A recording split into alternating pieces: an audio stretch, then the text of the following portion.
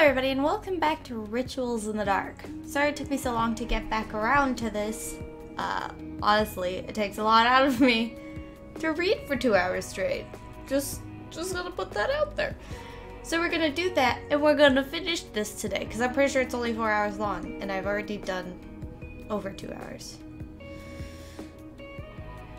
I have no idea what we were talking about. Right. Okay. We're just going deeper into the house?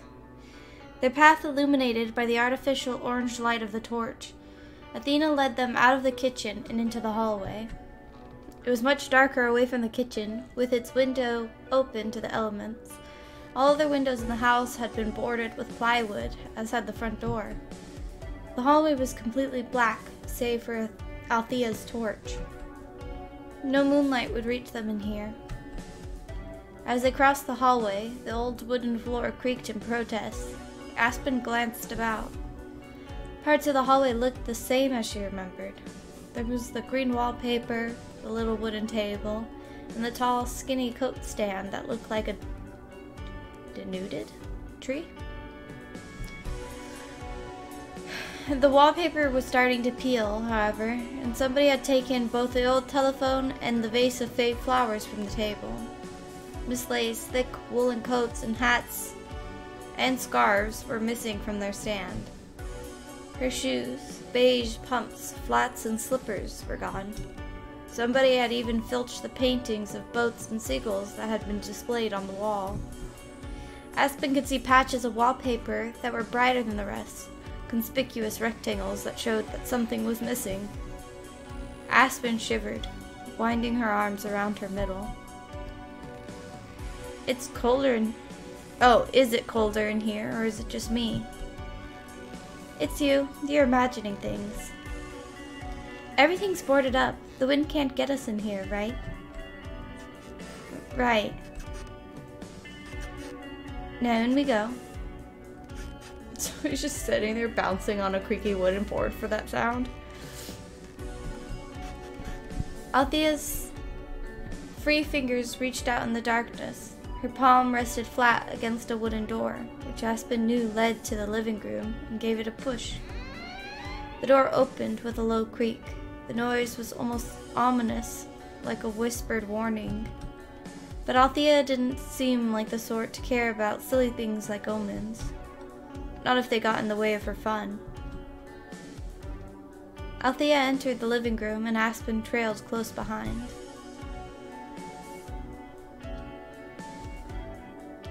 The living room, more so than the kitchen or the hallway, held a lot of memories for Aspen. This was where she and Miss Lay would sit, in those overstuffed armchairs. Aspen was strangely relieved to find the chairs were there, though somebody had pinched the cushions, and talk. In the past, this room had been infused with the scent of freshly brewed tea, but now it smelt of sawdust and neglect. The circular clock was gone from the wall, and somebody had stolen the old VHS player and the poof, where Miss Lay used to rest her heavy, weary legs. The cabinet where Miss Lay had displayed all her little china figures had been ransacked. Most of the figures were missing, and those that weren't had been smashed. At least, Aspen tried to console herself. Miss Lay had given her that tiny ballet dancer on her birthday. Part of the old woman collections still survive. Okay, old woman's collections. Okay, got it, figured it out. Still survived, undusted and neglected on Aspen's bookshelf. The squatters and the thieves hadn't been content to simply take, however. They had left a few tokens of their own: empty beer cans, crumpled takeaway cartons, and an old sleeping bag. Aspen looked at Althea anxiously. People don't live in this place, do they? I don't think so. It's just ghosts now. You haven't seen anybody else around? Just you. Like I said, I've come here quiet a lot. But that sleeping bag... Ignore it. I don't think anybody's coming back for it. Althea kicked the crumpled sleeping bag into a corner dismissively. That isn't what I wanted to show you. Look at all these. Althea shone the light of her torch on a bookshelf that was set against the wall. Aspen looked at her curiously, her brow furrowed. Though the china cabinet had been almost completely cleared out, the bookshelf remained in almost perfect condition. No sticky, thieving fingers had bothered to try to prise these firmly packed books from their perch, or if they had, they'd soon given up. They're all here. That's right. I mean, who cares about books in today's day and age? I do. I care about books. Books. More books. Several rows of books. It's kind of funny, actually. What is... The thieves cleared out the china cabinet and all the pictures from the walls, but they didn't touch the books. I guess they figured these books were worthless, or maybe they just didn't want them. It'd be hard to run off with all these books. They'd be too heavy. You're not wrong, but some of these old things are kind of rare. I was looking through this shelf. I'm nosy like that, and some of these books look like legit first editions. Take this, for instance. Althea stood on her tiptoes and reached for the topmost shelf of the bookcase. With a bit of effort, she managed to pry free a hardback book with a deep blue cover. See? She held the book up to Aspen, smiling proudly. Aspen looked at the cover, illuminated by the orange glare of the torch. She could pick out the title, written in red letters against the royal blue. The Murder of Roger Ackroyd? That's right. It's Agatha Christie. The old woman must have loved her. Looks like a genuine first edition from 1926, too. You know, books like this can sell for a lot of money. Serious collectors will pay hundreds of pounds for this sort of stuff. Really? Really? Collectors are crazy like that. I'm not a collector, I just buy them at the bookstore.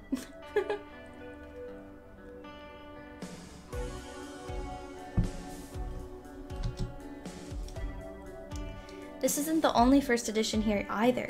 There's a whole bunch of rare books on these shelves. But I guess the thieves thought those china figures would fetch more money. Althea snorted. What morons. They took all the worthless junk and left the real treasure behind. How do you know so much about books? Why do you ask? Is there something wrong with that? Not really. I just didn't expect that from you, I guess. I'm full of surprises. Althea giggled and turned back to the bookcase. Standing on the tips of her toes, like a ballerina, she inserted the hardback volume back among the others. You broke into Miss Lay's home, too, you know. I know. I guess this makes us partners in a crime, then. Just don't tell anybody. I don't have anybody else to tell. Poor thing, you sound so sad. Well, I know just the thing that'll cheer you up. What? I was working my way through some of the late Miss Lay's books, and there really is some interesting stuff in here. There's a lot of detective stories, some classics, old children's books, some Ian Fleming's, and there's also a whole bunch of romance stories. Romance? Yeah, old-fashioned bodice rippers. They're kind of funny. Look. Althea took another book from the shelf. It was another hardback, thicker than the Agatha Christie, with a pink cover featuring a slender, pretty woman swooning into the arms of a muscular man. I think I have at least one Agatha Christie book. Murder on the Orient Express, isn't that her? Or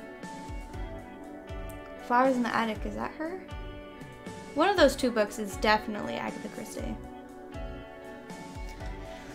I have both. Yep, okay, read that, I think. What's this? The Virgin and the Viscount? It's exactly what it looks like. You want me to read a bit? Aspen didn't.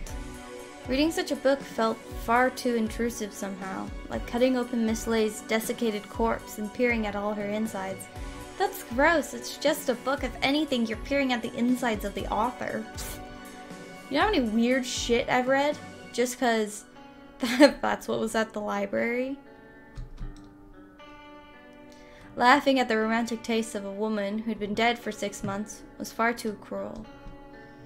Althea, however, seemed to take Aspen's silence as consent. That happened to Aspen with discomforting regularity. Why did nobody ever wait for her to voice her opinion? Maybe she was such a pushover, they assumed her consent was given.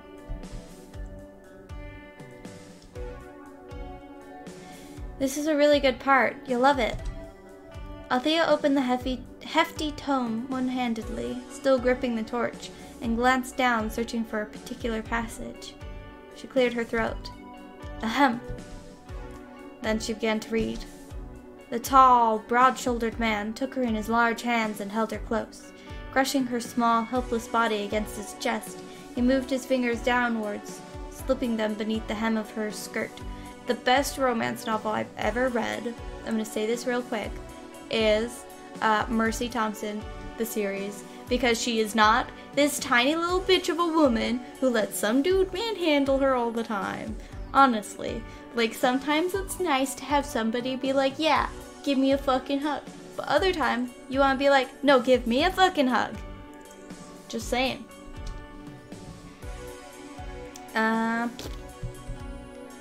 Annabelle's body shuddered, in equal parts fear and passion. That's weird. For she had never been held in such an intimate manner, least of all by such a hulking figure who, despite being a member of the aristocracy, had all the latent strength of a common laborer. Which makes no sense. Annabelle struggled, though whether it was against her captor or her own desire, she did not know. Her resistance, however, was to little avail. It's kind of gross. She was soon overpowered. Gross! As Darby pushed and pinned her down against the four-poster bed. No pinning! Don't pin people! If they're trying to get away, let them get away, you fucking sick fuck.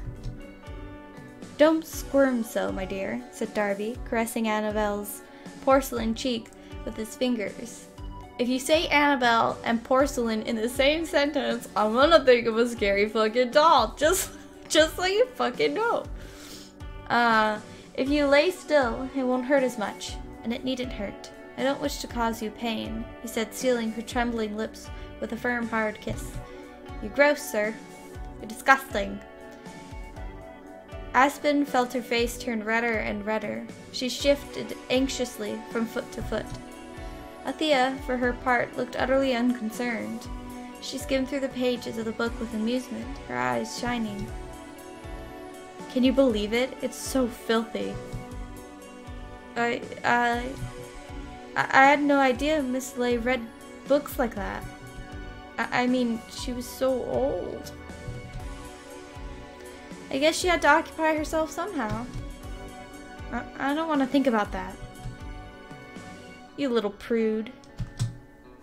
Okay, this is taking a weird turn. And we're talking about some grandma's sexuality. Not what I expected from this, okay? No, I'm not. You are. Who are you to begrudge an old woman's fantasies? It's not harming anybody. Besides, didn't you say her husband died? He died a long time ago, before I was born, but... Well, there you go. No wonder she read things like that. I feel sorry for the old dear, being cooped up in this house all alone. Can you begrudge her for turning to stories for comfort?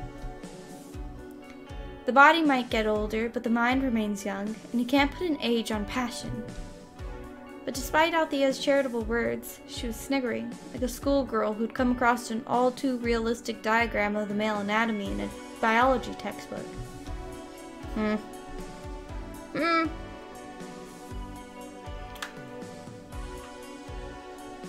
I guess this would probably be categorized as like young adult.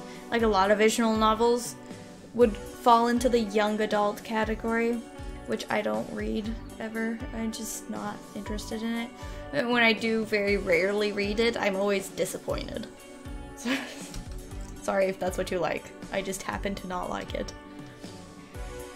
Being serious for a sec though, this book is super trashy. I tried to read it, but I couldn't get more than 50 pages in.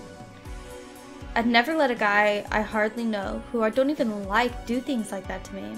Why does he have to be so forceful? T. Oh, you can see me doing finger points. I'm doing finger points. I zoomed in so you can't see so much of my chest, but you can see more of my face. My weird face is doing weird face things. I think girls are much softer and prettier than men. Sometimes, yeah.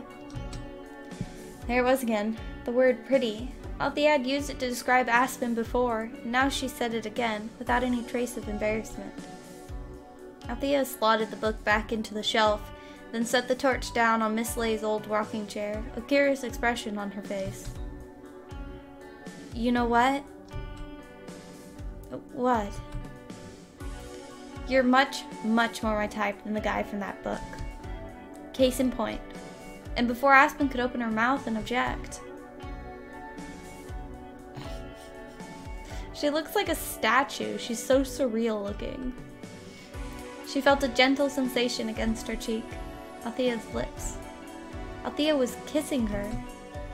It was at this point Aspen started to wonder whether or not she was hallucinating, but a mere hallucination never would have felt so soft.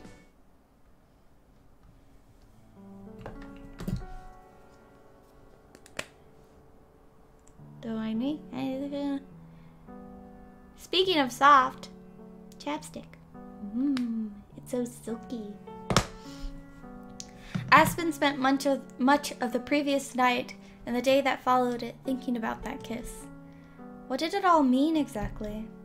Althea had called Aspen pretty on numerous occasions, and she'd claimed to enjoy seeing pretty girls blush, but Aspen was under no illusions when it came to her appearance. Aspen's hair was dark and fell loosely around her shoulders because she didn't know how to style it. She had a full fringe, mostly to hide her forehead and her tragically thin eyebrows, which she'd always been self-conscious about. Though the men, I guess. I don't know. She had a bump in her nose, and its tip always seemed a little too pointy for her soft, heart-shaped face. She never wore makeup.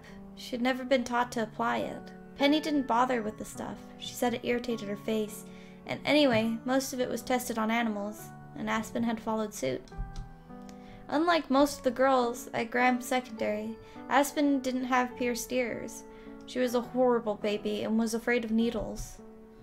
When the nurses had come to school to give the girls cervical cancer vaccinations, Aspen had almost fainted from fright. Aspen's face had gone white and pasty, well, pastier than it was already, and she'd started trembling, and she could hardly hold her arm still long enough for the poor nurse to insert the needle. The nurse had been awfully nice about it, and she tried to comfort Aspen as best she could, but her kind words had been unable to abate Aspen's fear.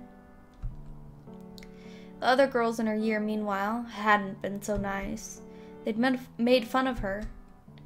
She wasn't ugly, she supposed, but she wasn't particularly pretty either. She was plain in every sense of the word, and she was a horrible coward to boot.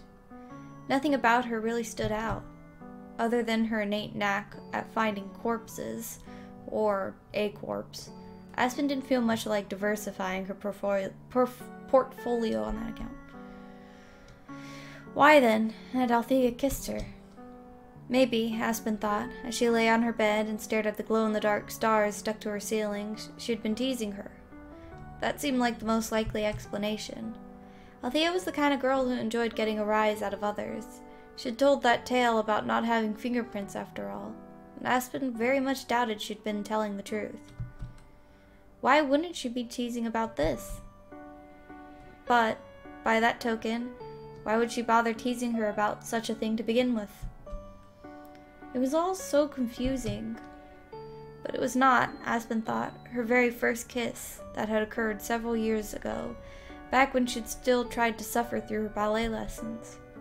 There had been a girl in Miss Preobrazhenskaya's junior's class with blue eyes and curly brown hair. She had had her own toe shoes long before they even started to learn how to go and point.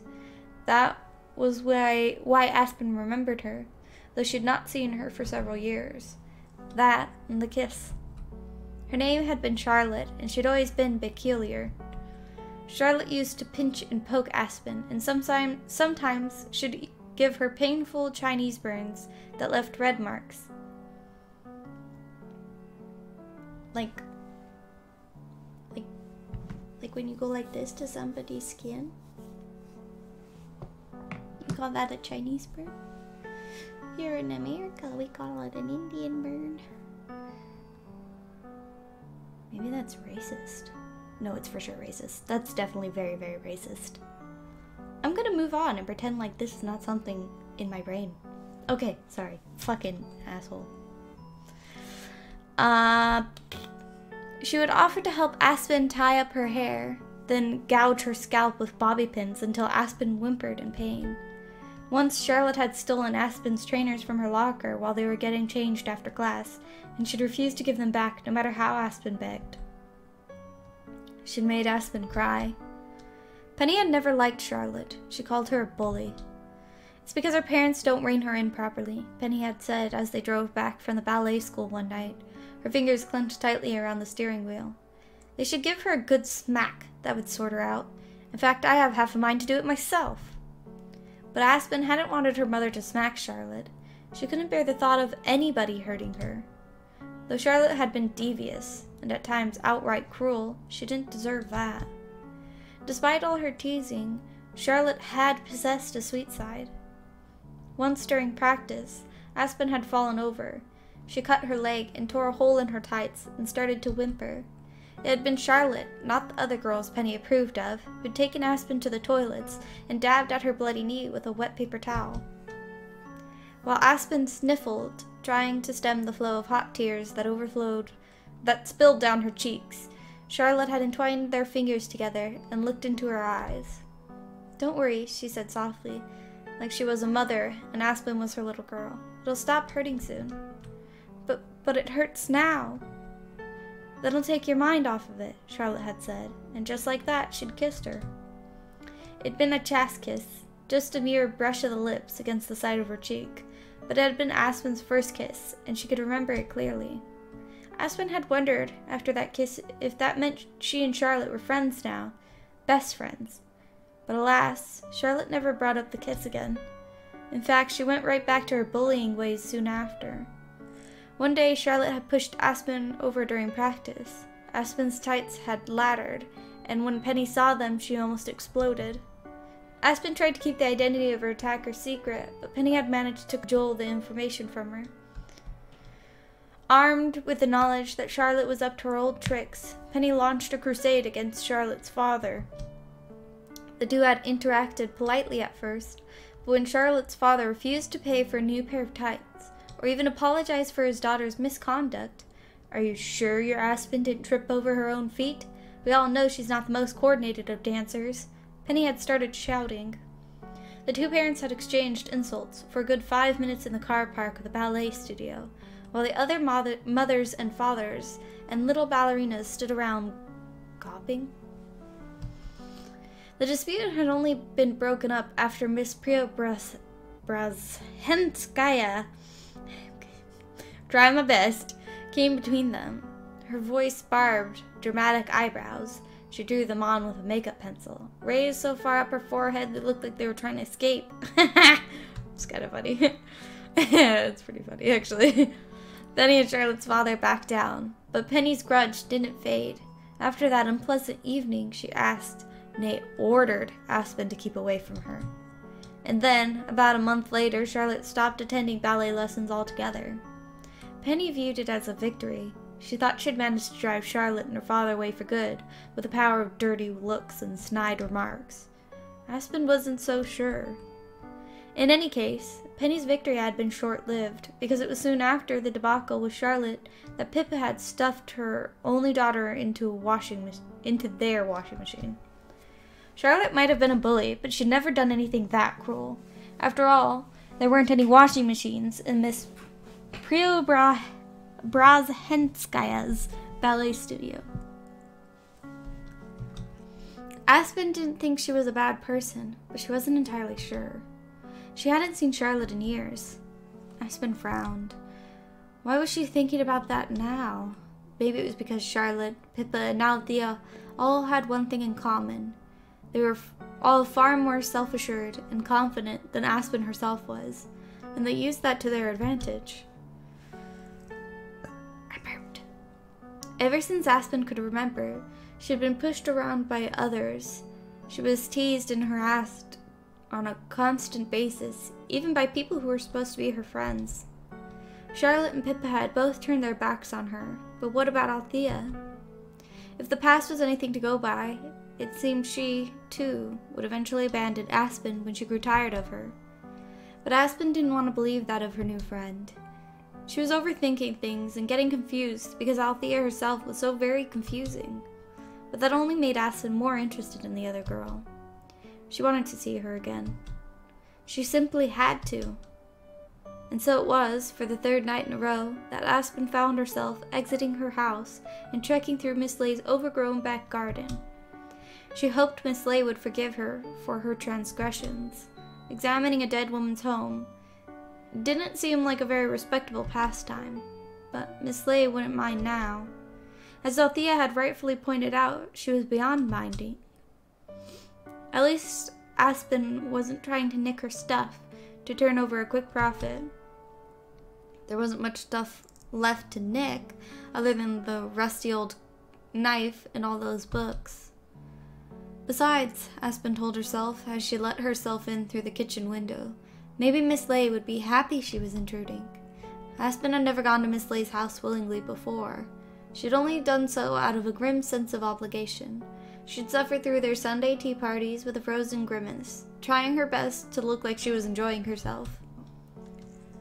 Unfortunately, Aspen had never been a very good actress. She'd been even worse at smiling on demand, something that had infuriated Miss Preobrazhenskaya to no end. I look so orange.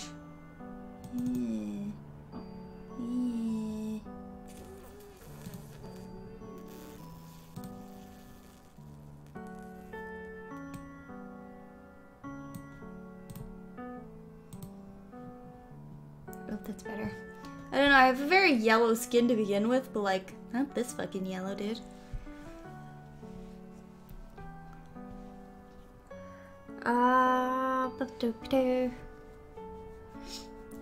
Miss Lay had pretended not to notice, but as poor as her eyesight was, she must have realized how hollow Aspen's half-smiles were. Oh, fuck. Click back into the game. Now I may use spacebar. It would have been obvious, even to a blind man, that Aspen hadn't wanted to be there. Now, for the first time in her life, Aspen was visiting Miss Lay's home, 3 nights in a row, no less, because she legitimately wanted to. It was funny how Miss Lay's house had only become an intriguing location after its owner had died. Funny.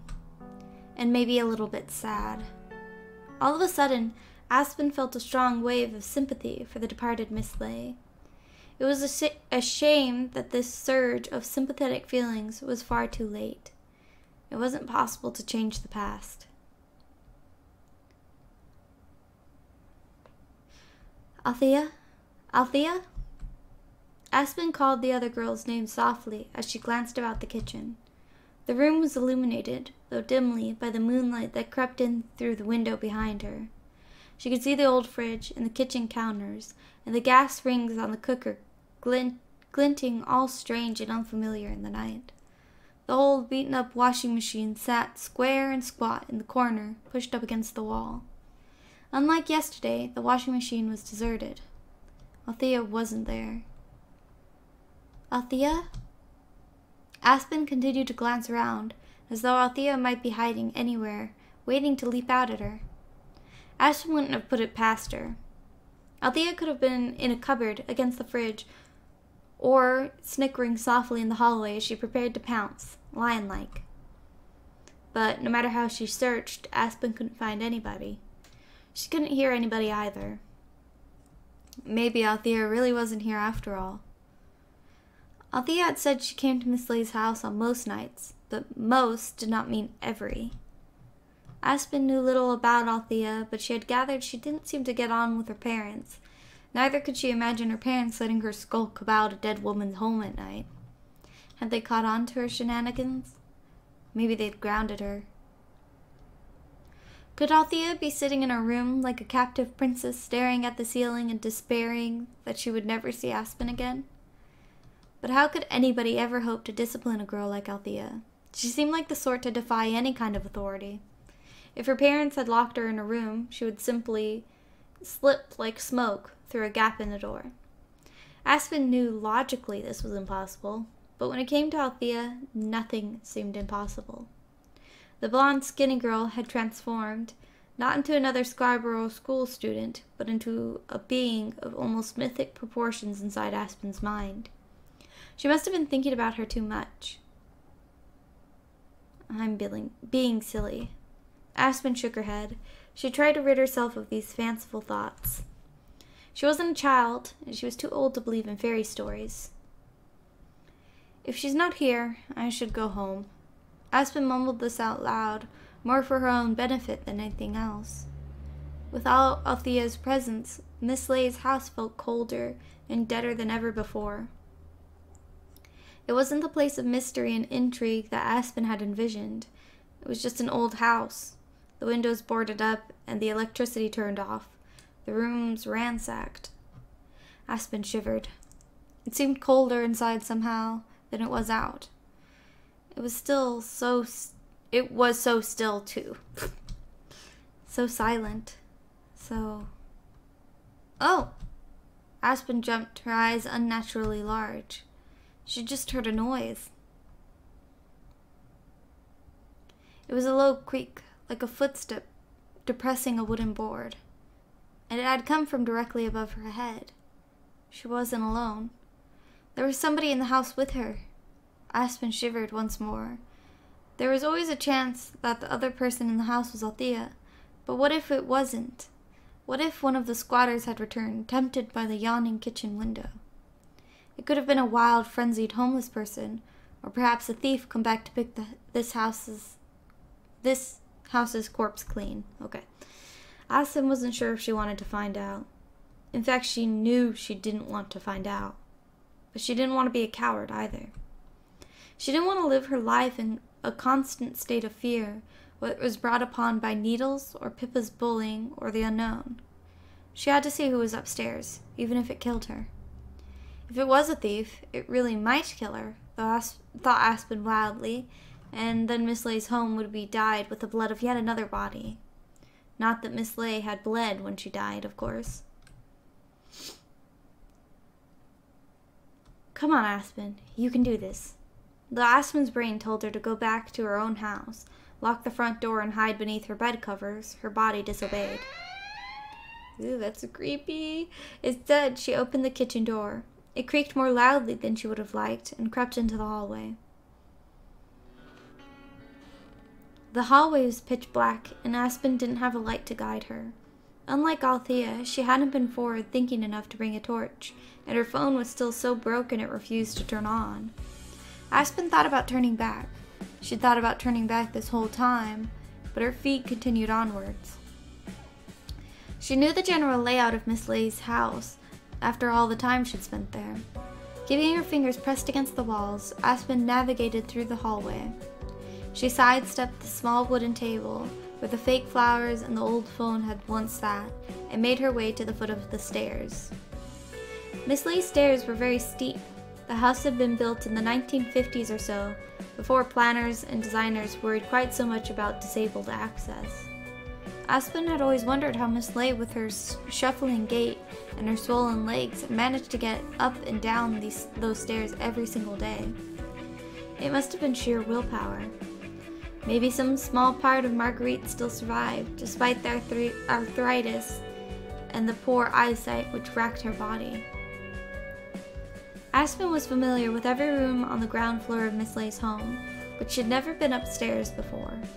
It was a new adventure for the young girl, an uncharted exploration into the world of darkness. It was unnerving, but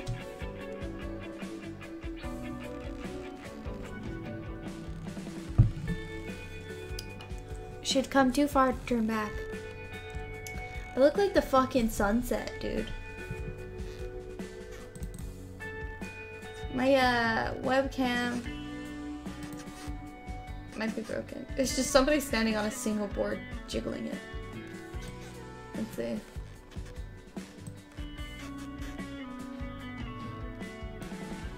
There. It's a ton better. Okay. I probably won't edit that out, so have fun watching me fiddle with settings. Well. Okay, read that. The creaking from upstairs hadn't stopped, but it didn't sound like footsteps. Rather, it seemed more like jumping. Aspen wasn't quite sure, but she was sure there was somebody or something else inside the house with her. Okay, that's pretty good then, because it did sound like jumping, and I said it sounded like jumping. So, and now I look dead. I'm fucking dead, dude. If this was a horror movie, Aspen knew an incredulous audience would be shouting for her to turn back. But this wasn't a horror movie, and Aspen didn't believe in ghosts. She was more worried about being mugged. Still, Aspen's fingers probed the darkness, reaching for the wooden banister. It was cold. Her fingers curled around the banister tightly, as a sinking man might grip a life buoy, and took one trembling step forwards. She ascended the steep stairs in almost total darkness, a darkness so thick it seemed to be pressing in around her. She felt short of breath, dizzy. When Aspen finally reached the top of the stairs, she felt weak and out of breath. Her legs were trembling and her heart thudded with adrenaline. Still, the creaking didn't cease. In fact, it was even louder now. Where was it coming from? Aspen knew she had to find out. The young girl groped around in the dark, keeping a wide berth from the foot of the stairs. She bumped into something that was resting on the landing at about waist level and winced in pain. Maybe it was a wooden stand, like the one downstairs. Fortunately, if it too had once displayed a vase of false flowers, that had long since been stolen. Trying to calm her heavy breathing, Aspen hesitantly began to cross the corridor. She followed the creaking, thudding noise, which grew more insistent with every passing second. It sounded like it was coming from this direction. Or maybe that one? She didn't know. But she would soon find out. She continued onward, straining her eyes, unable to see. The windows had been boarded up so completely they refused to let in even the smallest sliver of light. Aspen's heartbeat filled her head. She could no longer tell the difference between the mysterious faraway creaking, which was not so very far away now, and the sound of her own footsteps. When she swallowed, she could taste mildew and molds in the back of her throat. It almost felt like the house was falling down around her. The texture of the old flaking wallpaper beneath Aspen's fingertips finally changed. Her fingers brushed against a protrusion. The frame of a door, maybe? Then a cold strip of metal. Sorry, I was thinking about how words are very easy to say, but then you see them in written form when you're not used to reading them written, instead of just saying them out loud. And it can be weird sometimes. The door handle. From beyond the door.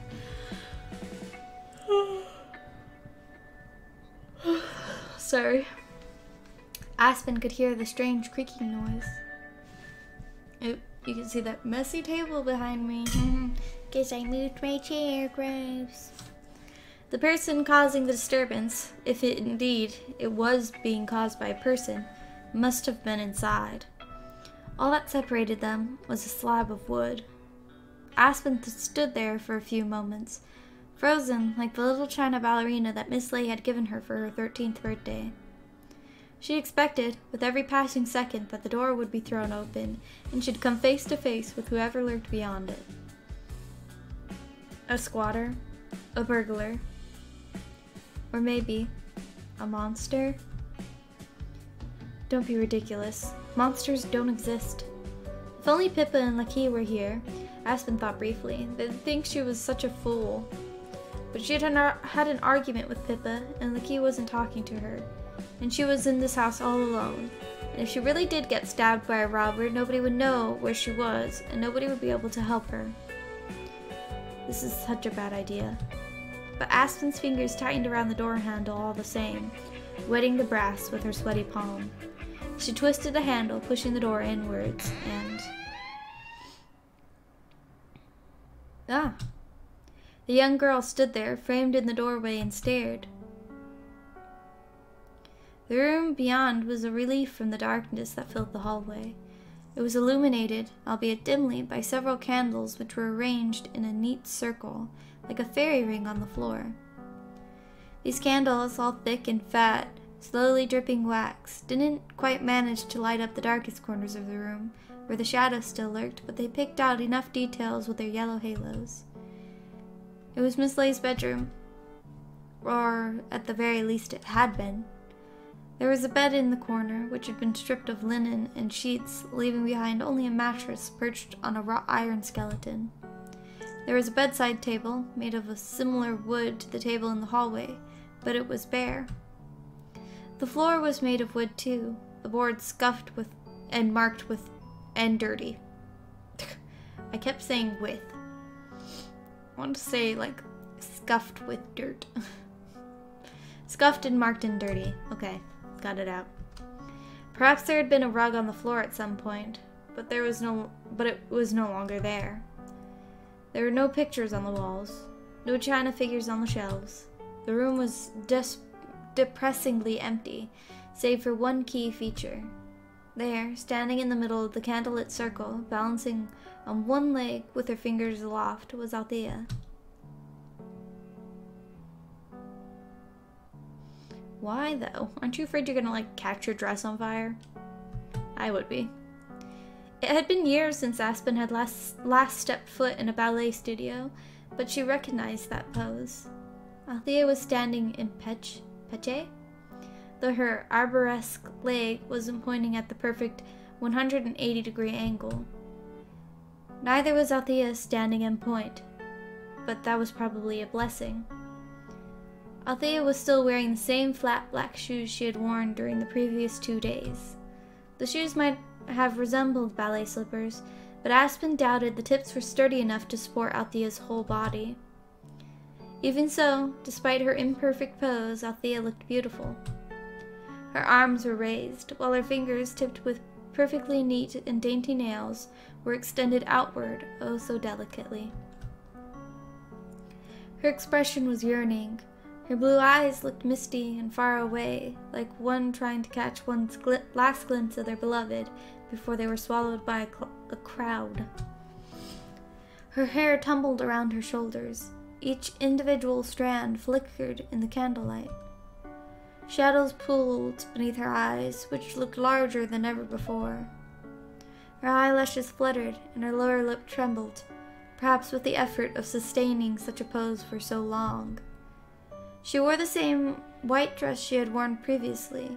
Its hem fluttered about her legs, perilously close to the candles, and Aspen was struck with a horrifying vision of Althea going up in flames. That used to happen to ballerinas back in the olden days, Miss Preobrazhenskaya had said. The Russian ballet mistress, with her sweeping eyeliner and dramatic eyebrows, had told her troupe of girls all kinds of frightening stories. The gauze costumes those dancers wore in the 19th century were dangerously flammable, Miss Preobrazhenskaya had said, casting a sweeping glance amongst her girls. And the stages were lit with gas lights. Dance too close, and whoosh, up in smoke. and she had thrown her hands up to demonstrate, with a zeal Aspen had found mildly disturbing. You girls won't burn to death like poor Emma Livery, but do be careful. Make sure your shoes are tied securely on your feet, and I don't want any of you falling off the stage. Your parents would murder me. Miss Preobrazhenskaya had always sounded a little too enthused when she talked about murder. Aspen couldn't share her enthusiasm, but she couldn't shake the ghostly images of Althea. A light flickered behind her eyelids like fireflies. Flickering. Aspen continued to stare, unable to turn her head away. Althea's gaze was concentrated upon her own reflection, which stared back at her from the broken mirror set into Miss Lay's vanity table. 15 Altheas looked back at her, their arms outstretched, their eyes wistful, yearning, longing. The candles continued to flicker. The white dress, the broken glass, and the candlelight looked like stills from a movie. Hitchcock, maybe. If there was a broken mirror, it had to be a psychological drama, or else horror. Ah. Then, with a small sigh, Althea placed her foot back on the ground, and the illusion was broken. Althea was no longer a beautiful ballet dancer, pushing herself to the limit, while threatened by the flames that flickered around her. Instead, she was a normal girl, slightly more mischievous than most, who liked to make people squirm. She seemed to like making Aspen squirm most of all. Maybe that was why she smiled so widely when she faced Aspen, whose cheeks were pale with residual anxiety, and dropped a neat curtsy. Aspen, I didn't think I'd see you here. I think that should be my line. Oh, what's wrong? My jaw is tired. My jaw's tired from talking so much, and it's only been 47 minutes. I told you, these videos kill me. I don't talk this much. My jaw aches. Althea raised an eyebrow. You don't look very happy today. I'm not happy. I was worried. I mean, why weren't you waiting in the kitchen for me? I was waiting for you, but I got bored. I thought you might appreciate my company more if you had to go looking for it. Well, I didn't appreciate it. I could hardly see in the dark, and I had no idea where you were, or if you even were here. I was so scared. Couldn't you hear me practicing? I could, but I thought you might have been a squatter. A squatter practicing ballet. Now that'd be something amusing. Althea laughed, as though this whole situation really was quite funny. Aspen didn't laugh along with her.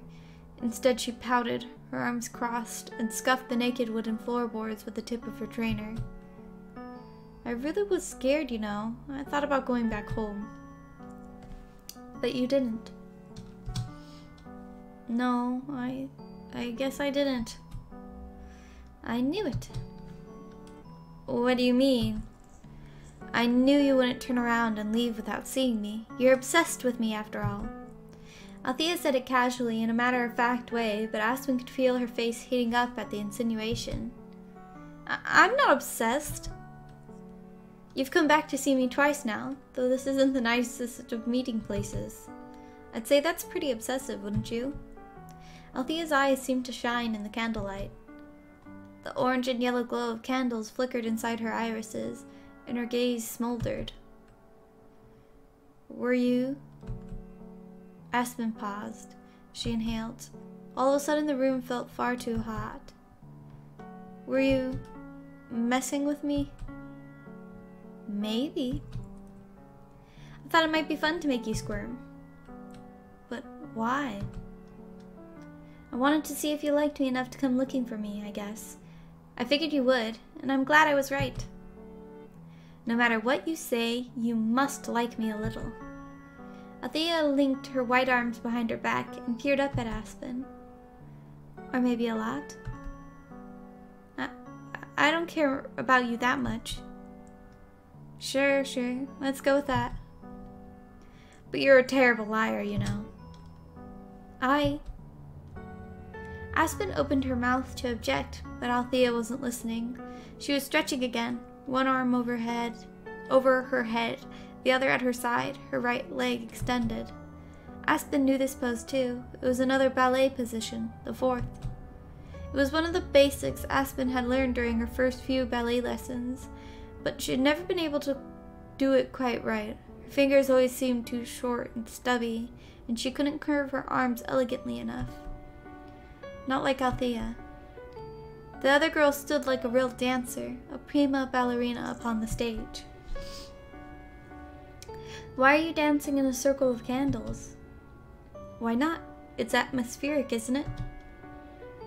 It looks like a ritual, like you're going to summon a demon. A demon, Althea shifted into the fifth position, both arms held over her head and her fingers curved inwards. That might be fun. For a few moments, Althea looked so strangely commanding, surrounded by the flickering candlelight with her arms aloft, that Aspen started to wonder. Althea couldn't really summon demons, could she? If she could, there'd be no better place to hold a ceremony. It was a dark night, though not stormy, and they were in a dead woman's house that creaked and moaned and sighed. A portal to hell wouldn't look so very out of place in this dingy, dusty room, where Miss Lay had once slept and brushed her hair and applied her makeup. Aspen swallowed. She shook her head. She was being silly again. You're good at ballet. I know, I've had practice. Do you go to lessons? No, I just like to keep myself occupied. Of course Althea hadn't been to lessons. She was just naturally talented, unlike Aspen.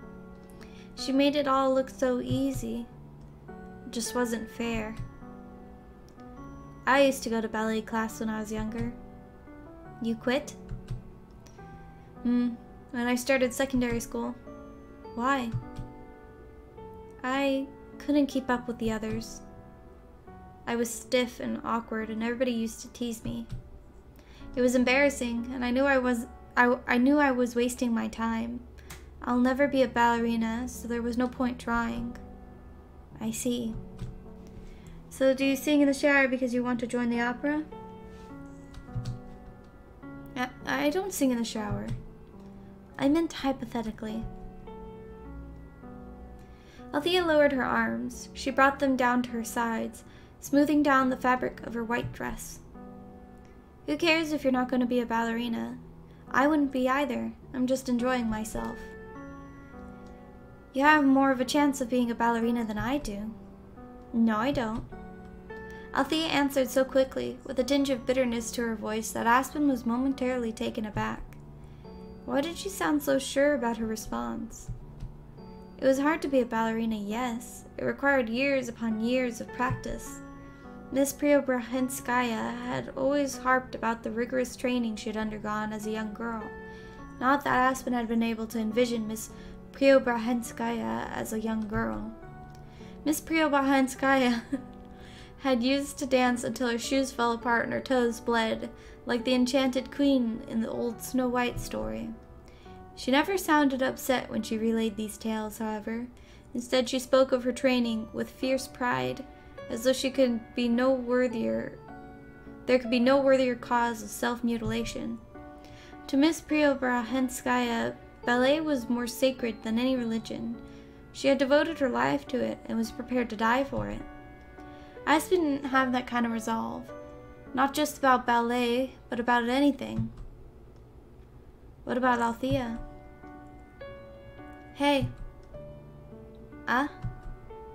Aspen exhaled sharply and took a step back. All of a sudden, Althea was in front of her, close, maybe too close. The other girl examined Aspen curiously, arms folded behind her back, peering up at her face. You were looking kind of spacey. I was just thinking... About what? The past. Ballet? I see. Althea drew back. She frowned, one hand beneath her chin. Do you miss it? What? Ballet, obviously. Not really. Like I said, I wasn't any good at it. Aspen had always been slight for her age, but when it came to slipping on a ballet tutu, she felt like an elephant. But what if you had been good at it? If I'd been good at it, I wouldn't have quit. Ah. Althea nodded her head like a doctor in the middle of making a diagnosis. Aspen wondered whether it would be good news, though in her case it was rarely good news. So you didn't want to quit? I just don't want to make a fool out of myself. Well, there are only two of us here now, and I won't laugh at you. You laugh at me all the time, and you call me stupid. Then I'll try to hold it in, the insults too. I like dancing, and I don't get a chance to do it much. Why don't you dance with me? Althea held out her hand, her palm turned upward. The pale skin of her palm looked faintly yellow when backlit by the candlelight. Aspen looked at Althea curiously. Was it true that she didn't have any fingerprints? Aspen was almost 90% sure that was a silly joke, but now she was beginning to wonder. I don't know if you want me to dance with you. I'm not very good. It's fine. I am very good, and I can take care of you. That's really cute. That's a really cute line, just saying. But I'll step on your toes. I'll move them out of the way in time. She's so cute! Okay. Or knock over a candle. Oh, Aspen. Aspen gasped as Althea suddenly seized her hands. Although Althea was slight and fairy-like, she had a surprising amount of strength. Her grip was tight, almost painful, and Aspen winced. Stop making up excuses. Live a little. I thought you were trying to be braver. I am trying, but I'm not a very brave person. You managed to stand up for yourself against those so-called friends of yours. You came back to this house to meet me, in the dead of night, no less. You even climbed those steep stairs in the dark and tried to find me, though you didn't know I'd be here. I think that's plenty brave. Why stop now? But I... Shh. Shh. Shh. Shh. I'm sorry, I'm done.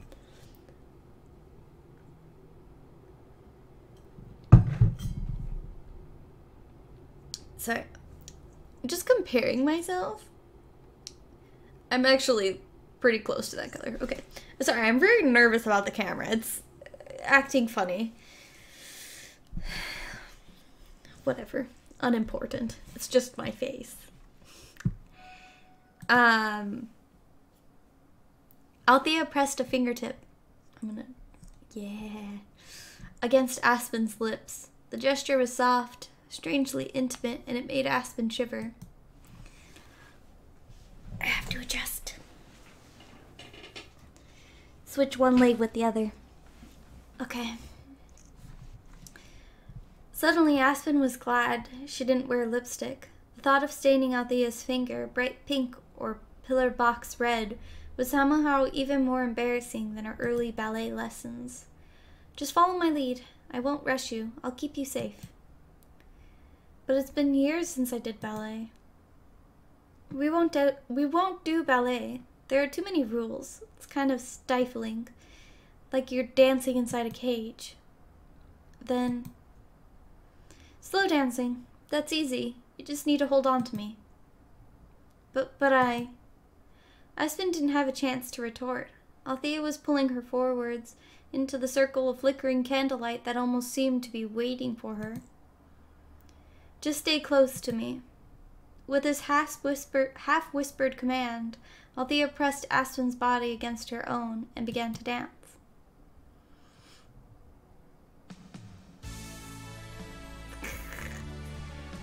Very cute. And I got an achievement. I love getting achievements. It was a very simple dance, not at all like Miss Preobrazhenskaya's ballet. The two dancers were hemmed in by the circle of candles that surrounded them. Althea couldn't walk for more than 3 steps in any direction, but that didn't stop her. Her movements were fluid, just like water, and almost mystical. The hem of her dress fluttered close to the candlelight, too close. She was flirting with danger, even with her slow, relaxed steps, but Althea didn't seem to care. In fact, she relished it. Aspen opened her mouth, ready to tell her to stop, to turn, to twist away, but Althea was 1 step ahead of her. She danced out of the way of the naked, flickering flame, just in time. Aspen stared at Althea, her eyelashes fluttering, and slowly relaxed into the dance. In time, Aspen let the other girl guide her across the wooden floor, offering no further thought to the candlelight. Even if Althea's dress caught alight, the two of them went up in flames, she wouldn't tear herself away. Aspen had danced before. She'd always felt big and lumbering and clumsy.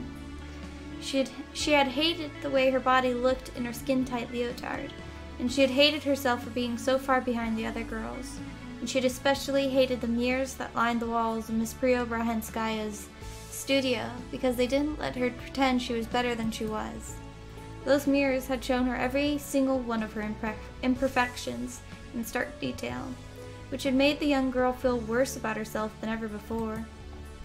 When she was with Althea, though, she didn't have to look at herself. Aspen was content to look at her partner instead. She really is pretty. Thank you, I do my best.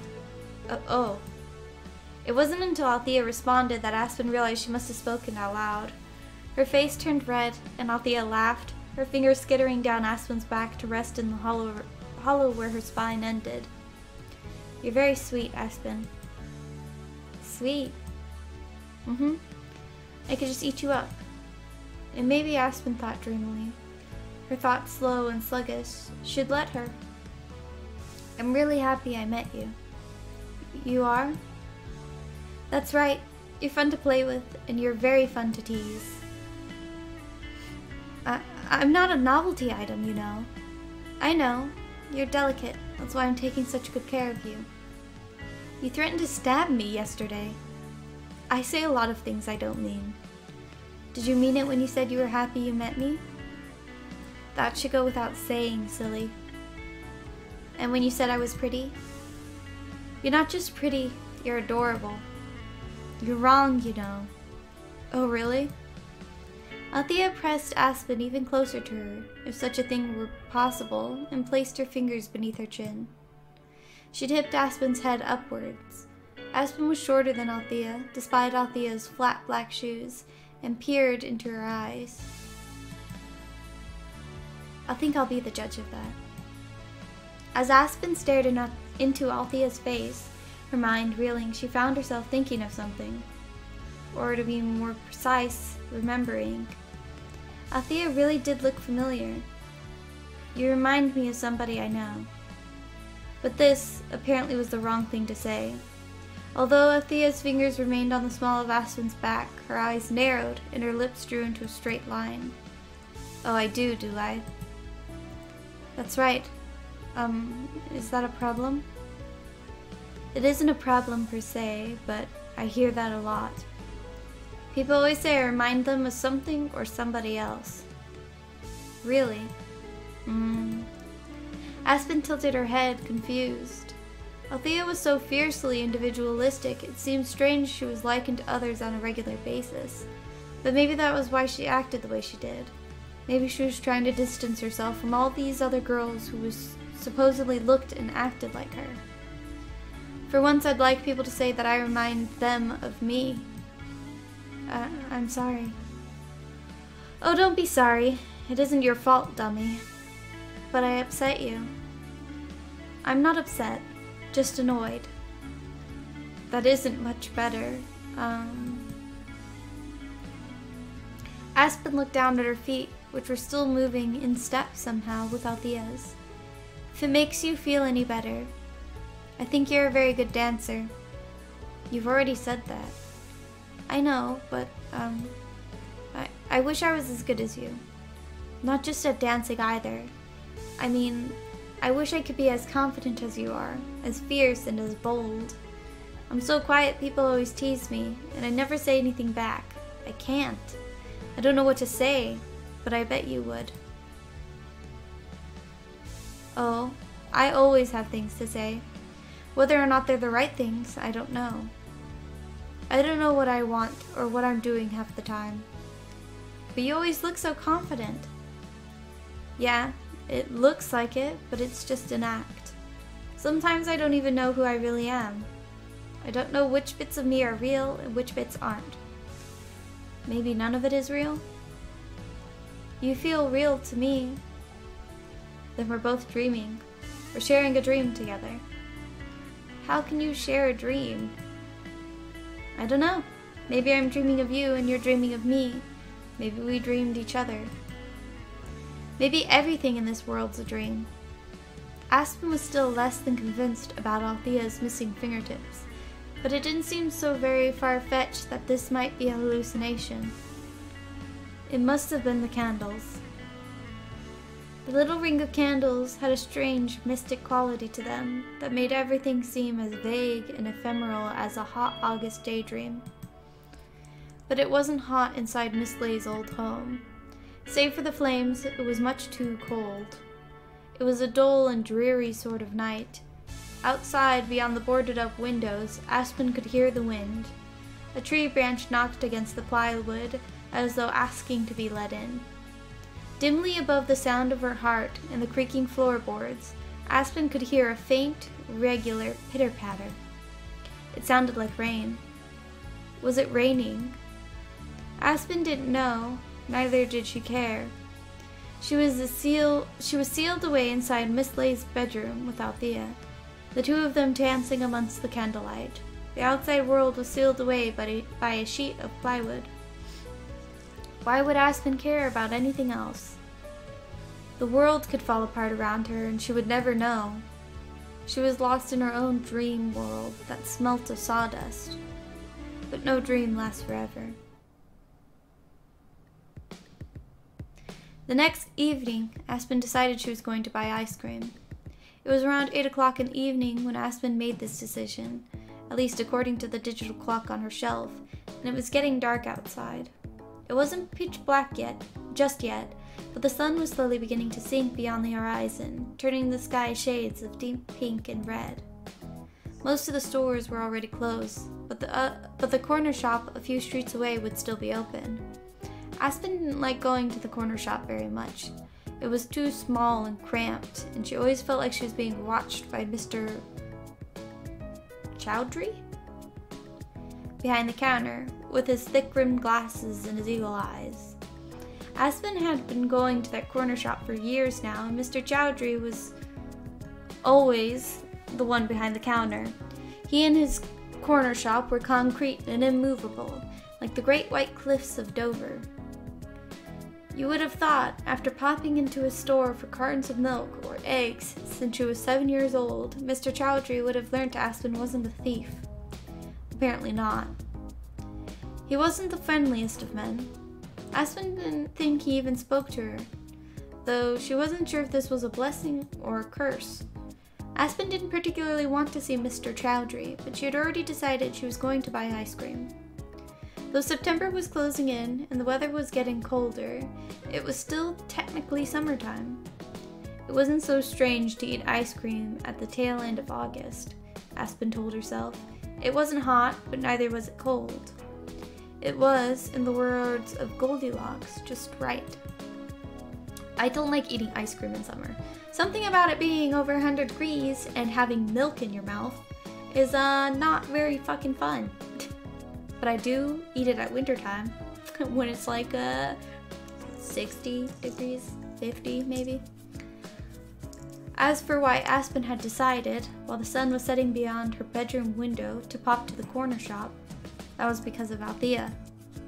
Aspen could still remember Althea's expression from yesterday during their dance. People always say I remind them of something, or somebody else. I don't know why I stopped there. For once, I'd like people to say I remind them of me. Althea's expression had been a curious mix of wistful and indignant. Her brow had been furrowed, eyes narrowed, while her irises sparkled with flames like twin lamps. Aspen could tell she had been annoyed. Althea had shaken her irritation away a few seconds later, but Aspen was still anxious. What if Althea was still mad at her? Aspen could live with Pippa's scorn and Loki's silent resentment, but she didn't want Althea to turn against her too. Then, she really would have nobody. So Aspen decided to buy ice cream. She thought if she could buy ice cream and share it with Althea, maybe Althea would realize she hadn't meant to upset her. She hadn't meant to insult her. She was just clumsy with her words. Aspen rarely spoke, but when she did, she always said things she didn't mean, while the things she did mean stayed shut up inside her skull. There was one small flaw in her plan, however. Aspen wasn't sure what ice cream, if any, Althea liked. In fact, ice cream itself seemed childish, something served with cake or jelly at a kid's birthday party. What if Althea laughed at her? Maybe she should try and buy something fancier then. Perhaps those Lindt chocolates with their bright red wrappings. But no, Aspen bit her lower lip. She should stop doubting herself. Who didn't like ice cream? She'd buy a carton of Neapolitan ice cream with 3 stripes of strawberry, chocolate, and vanilla. Then Althea could pick out her favorite flavor. There had to be one kind she liked. I hate Neapolitan ice cream. I hate it. I don't very much like chocolate ice cream. Strawberry's okay, and I love vanilla, but I cannot stand the thought of them touching each other. It makes me upset. That is just a personal thing, I guess. It was foolproof.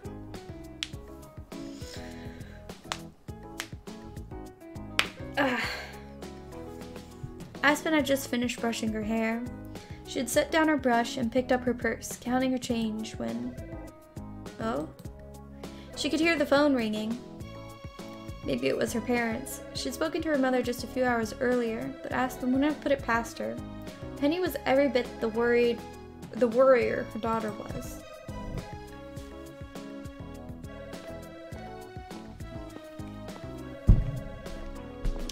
Aspen picked up her purse, stuffed it in her trouser pocket, then went downstairs. Okay. Never mind. I'm coming. Aspen took the stairs 2 at a time, a dangerous decision given her short legs, and landed at the foot of the stairs. Her cotton socks offered no friction, and she skidded against the wooden floor. She made her way over to the phone, which was still ringing, and picked it up. Hello? Hello, Aspen? Is this you? As soon as she heard that voice, she knew it wasn't her mother. Instead, it was... Laki? That's right. Aspen wasn't sure how she felt about this. Part of her was relieved it wasn't her mother, because she knew what to say to her, but another... Oh, she never knew what to say to her. But another, bigger part of her was vaguely anxious. What did Laki want with her? She wasn't going to scold her for acting like a little kid at her sleepover, was she? Please, Aspen silently entreated a god she did not believe in. Anything but that. Aspen, are you still there? Oh, yes, I'm still here, sorry. I just drifted off. You've always been so dozy. But though Aspen couldn't see Laki's face, she knew the other girl was smiling.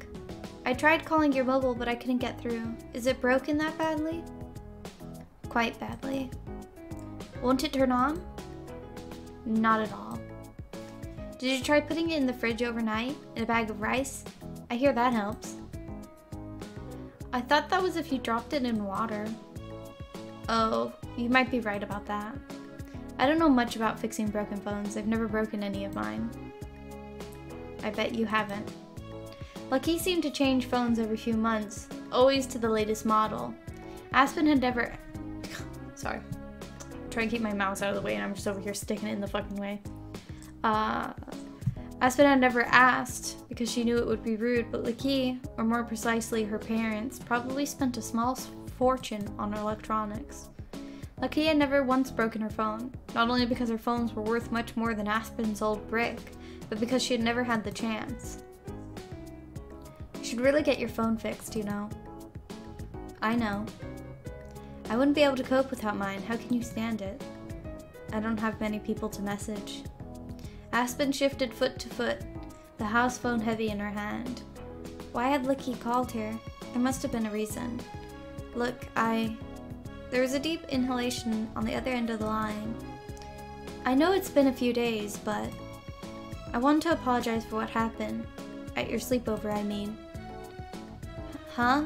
You really mean that? I wouldn't say it if I didn't mean it. Oh, Aspen frowned. She had never imagined Licky, of all people, would call to apologize. Licky didn't really do apologies. She always acted like she was above them. At least that's how Aspen viewed Licky. Maybe she'd got her wrong. Aspen hadn't known Licky for as long as she'd known Pippa. She and Pippa had been friends since primary school, from the tender age of 5.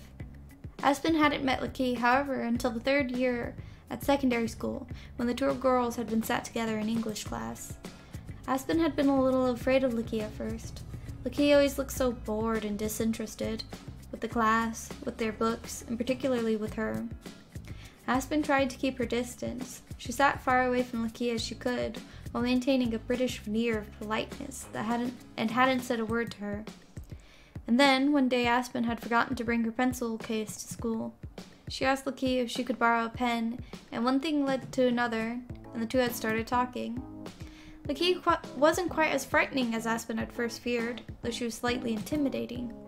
At least Licky had a good sense of humor. Her observations were cutting, and her impressions of Mr. Garland, their hapless English teacher, had made Aspen giggle in guilty amusement. So Aspen and Licky and Pippa were friends, but Aspen had always felt a distance between her and Licky. There was an invisible wall between them, and no amount of sleepovers or trips to the movies had managed to bridge it. It felt like he was holding Aspen at arm's length. But maybe it was the other way around. Maybe in actuality it had been Aspen who had been pushing Licky away. I was just playing along with Pippa's silly games. I thought it might be interesting, making you go inside that house. I wanted to see what it was like. I didn't stop to think about your feelings. I guess I was being selfish. Another sigh. I should have known it would make you feel uncomfortable. I mean, that's where you found... Licky's voice dropped to a whisper. That dead woman. Oh, Aspen's fingers gripped the phone tightly. That was a long time ago. It was only 6 months ago. I know something like that would upset me, even if you have nerves of steel, which I find somewhat hard to believe. You get upset about things too? Well, obviously, don't we all? Aspen wasn't sure. She hadn't billed Licky as the sort who could feel sad. Licky always ignored the people who made fun of her teeth, and her name, and her mother's accent. But maybe it was, like Althea had said last night, just an act. I should have stepped in and told Pippa to knock it off. She was being insensitive. Pippa's like that. Yes, I know. She can be fun to be with from time to time, but she takes things too far. You had every right to be mad at her. I don't know. I hope she doesn't hate me now. She went so strange and quiet, I think I might have hurt her feelings. If you did hurt her feelings, it's because she knew you had a point and she felt ashamed. You saw how her face turned red? Pippa's face is always red. Well, true. But I'm sure Pippa doesn't hate you. You're her friend. She'll get over it. I don't know about that. Pippa's good at holding grudges. She kept flicking those solder balls at Colin in tech. Because he's always making fun of her hair. You didn't talk about her hair. You talked about her attitude. Though she didn't really talk. Oh, you didn't really talk, you shouted. Why is this getting stuck on my shirt? It's frustrating me. Aspen felt her stomach sink. Did I really shout? That's right. It was quite impressive. I didn't know you had it in you. Neither did I. It was all thanks to Althea that Aspen had been able to say what was on her mind. If she hadn't met Althea, she wouldn't have stood up for herself. The old Aspen would have lain on the floor if Pippa had asked her if she could walk all over her. Maybe the new Aspen was different.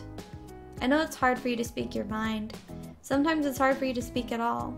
It took you weeks before you talked to me in English. Because you always looked so cool. I'm not really. I'm bad at saying what I think sometimes too. I wanted to be your friend, but I wasn't sure what to say. Really? I always thought you were a nice girl. Lakeith paused. Aspen couldn't see her, but she knew Lakeith would be tapping her nails against her desk, as she so often did. Anyway, I don't blame you for what happened. I know I went quiet back then, but it wasn't because I was angry at you. It was just so awkward. I made it awkward. No, Pippa did. She's the one at fault. But I'm sure she'll talk to you again. You just need to give her some time. I hope so. Starting college will be kind of rough if she doesn't want to acknowledge my existence. What if we're in the same class? Then you'll have more of a chance to make up with her. Don't worry, I'll be with you too. I'll try to help if I can. Do you want me to talk to Pippa on your behalf? You can try, but she's so stubborn, like a goat. Just don't tell her you said that. Aspen smiled despite herself. Maybe she had messed things up with Pippa, but she wasn't entirely alone in this world. At least she still had Lakeith. She had Althea too. Speaking of which... Sorry, Lakeith, I have to go. You do? So soon? I need to buy something from the store. Is it important? It is a little important. She wanted to buy Althea some ice cream. What was more important than that? Although Aspen was thankful for Lakeith's reassurances, she didn't really want to think about Pippa right now. Pippa, with her skin that always seemed a little too pink, and her curly red hair, was far too mundane. She was part of Aspen's boring, ordinary life, and their argument had been similarly boring and ordinary. Althea was different. She was special. When Aspen was with Althea, it made her feel special too.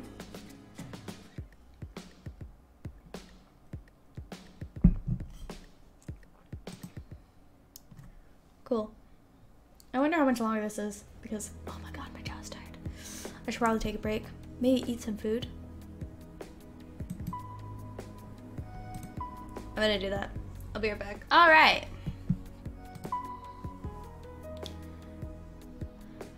The plastic carrier bag rustled in Aspen's hand.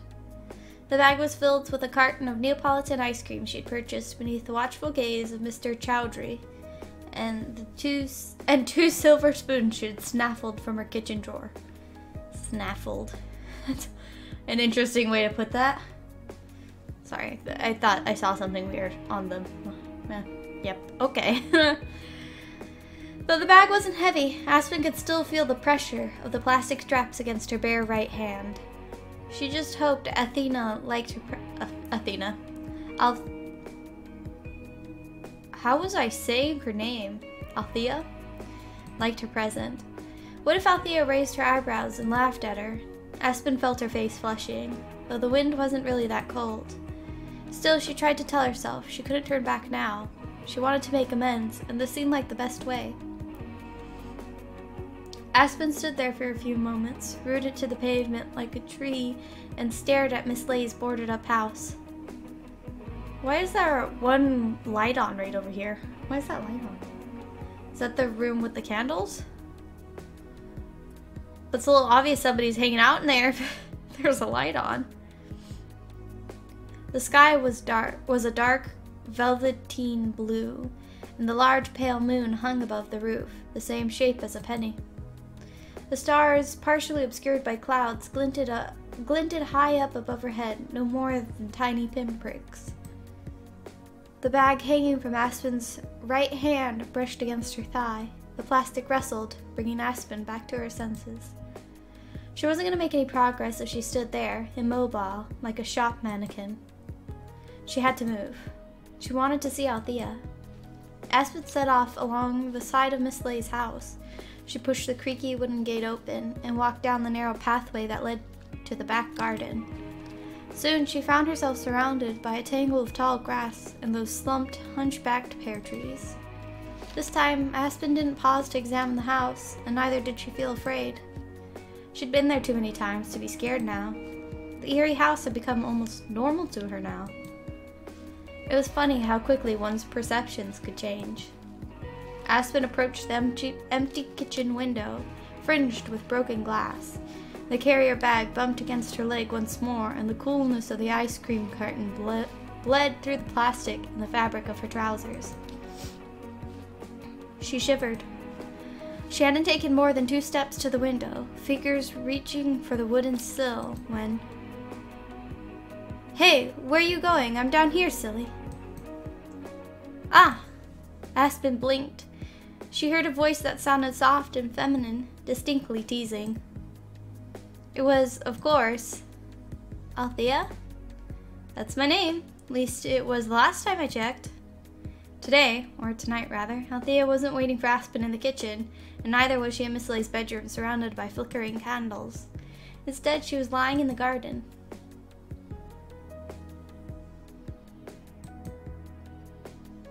There was an old, moth-eaten picnic basket spread over the choppy grass. The edges of the blanket had been decorated with tassels, but some of them had become unpicked and were starting to fray. Aspen wasn't sure where the picnic blanket had come from. Was it one of Althea's? Or had she liberated it from some corner of Miss Lay's home? But the origin of the mysterious blanket wasn't the most important thing right now. It was the girl who lay atop it. Althea was wearing the same white dress she'd worn during their previous encounters. The back of her head was pressing against the blanket, while her hands rested against her stomach. One of her legs was raised, the knee pointing in the air, while her other leg lay flat against the ground. She kicked off her black flats. Her legs, clad in sheer white tights, were exposed. Though Aspen looked, she couldn't see Althea's shoes. Maybe they'd been swallowed by the wilderness. What would happen if Althea lost them? How would she get home? But Aspen supposed it wasn't such a big deal. Black flats were 10 a penny. Anyway, Aspen wasn't entirely sure if Althea had a home to go to. What if she vanished into the ether when Aspen's back was turned? When it came to Althea, it seemed almost possible. The moon illuminated the planes of Althea's face, making her glow. Her eyes were lined with shadows, but her dress was bone white beneath the milky white light. Her skin reminded Aspen of freshly fallen snow. Oh. All of a sudden, Aspen was reminded of a book she'd had when she was younger. It was a book about flower fairies working through A to Z of the alphabet. Each drawing had been done in soft watercolors, the light and soft shades bleeding through the lines to create a blurry effect. Althea looked just like one of those fairies, minus the gossamer wings protruding from her back, which would have made lying down uncomfortable. In other words, she was perfect. What's wrong, silly? Cat got your tongue? No, I was just... Aspen ducked her head and bit her lip. I was just surprised, that's all. I didn't expect to find you outside. I like to keep you on your toes. I wouldn't want you getting complacent. Complacent? Thinking you can pigeonhole me. I can't stand that.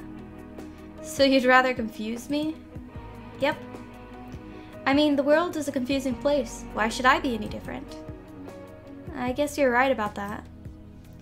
But it would be easier, thought Aspen, if Althea could be a little more straightforward. Why was she always trying to make her guess? So, what are you doing? Isn't it obvious? If it was, I wouldn't have asked. Okay. If you want to know, I'm sunbathing. Okay. Is this like the opposite of sunbathing? The more you're under the moon, the cooler you get? Cooler toned, I mean? Sunbathing? Aspen's brow furrowed. Sunbathing had been a popular activity among the girls of Aspen's school. Tan skin had been a fashion trend for a while, and girls would spend their weekends lying on the Scarborough beach in bikinis, trying to catch the sun's rays before it slipped behind the clouds. When no sun was forthcoming, the girls would go to the local Boots and buy fake tan instead. Is it Boots like a salon? Like a popular salon?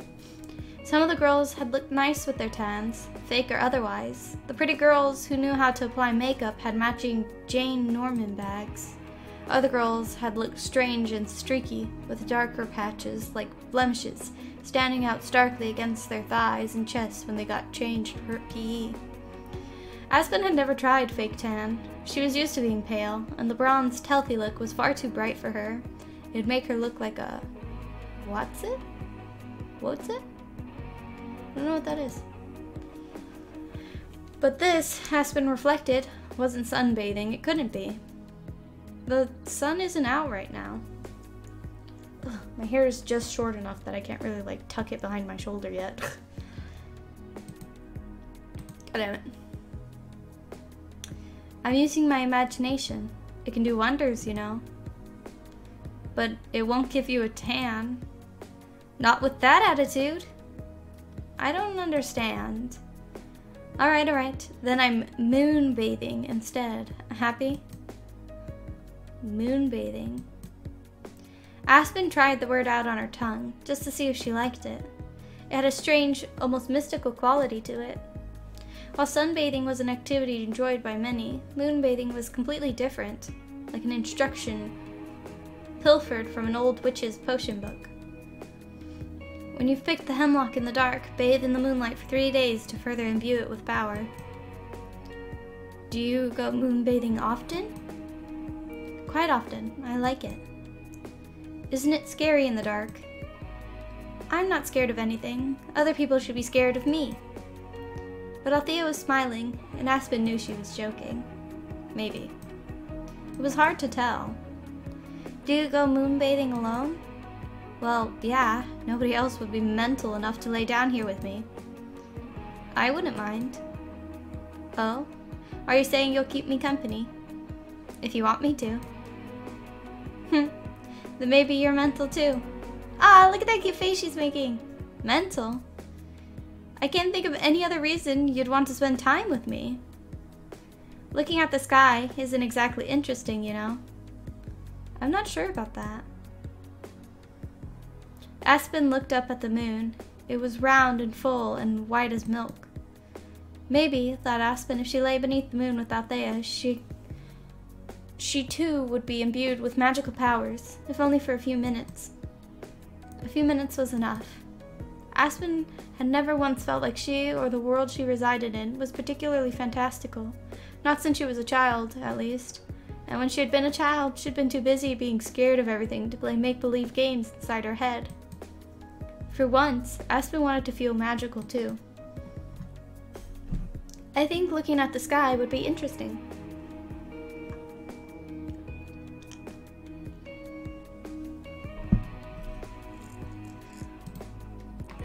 If I can do it with you. That was a long pause.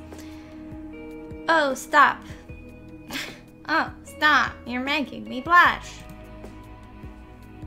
Ignore me. Althea rolled her eyes, but Aspen could see she was smiling. That dimple in her right cheek was back, softening her expression so she looked sweet and unassuming. And, I brought snacks. Snacks, huh? For me? For both of us. I thought we could share. Well, aren't you a peach? I didn't think you'd buy me anything. I never asked. I know. I thought I should make it up to you for saying some thoughtless things yesterday. I was afraid you were mad at me. If you did say anything thoughtless, I've already forgotten. Besides, I could be much meaner than you. Forgotten?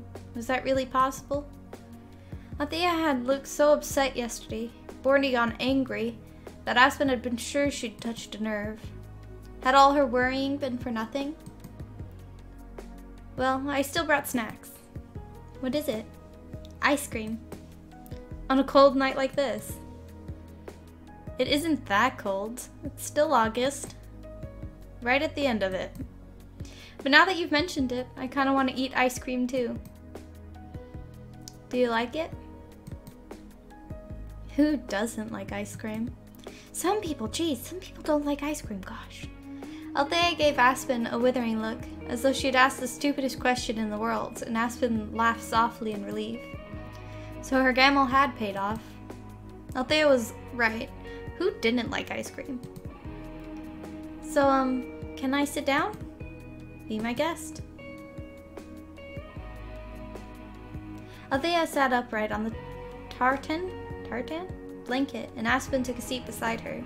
She had placed the plastic bag on the blanket and opened it, revealing the tub of Neapolitan ice cream. And 2 spoons. For you. She handed one of the spoons to Althea, who accepted it with a smile. Thank you, Jeeves.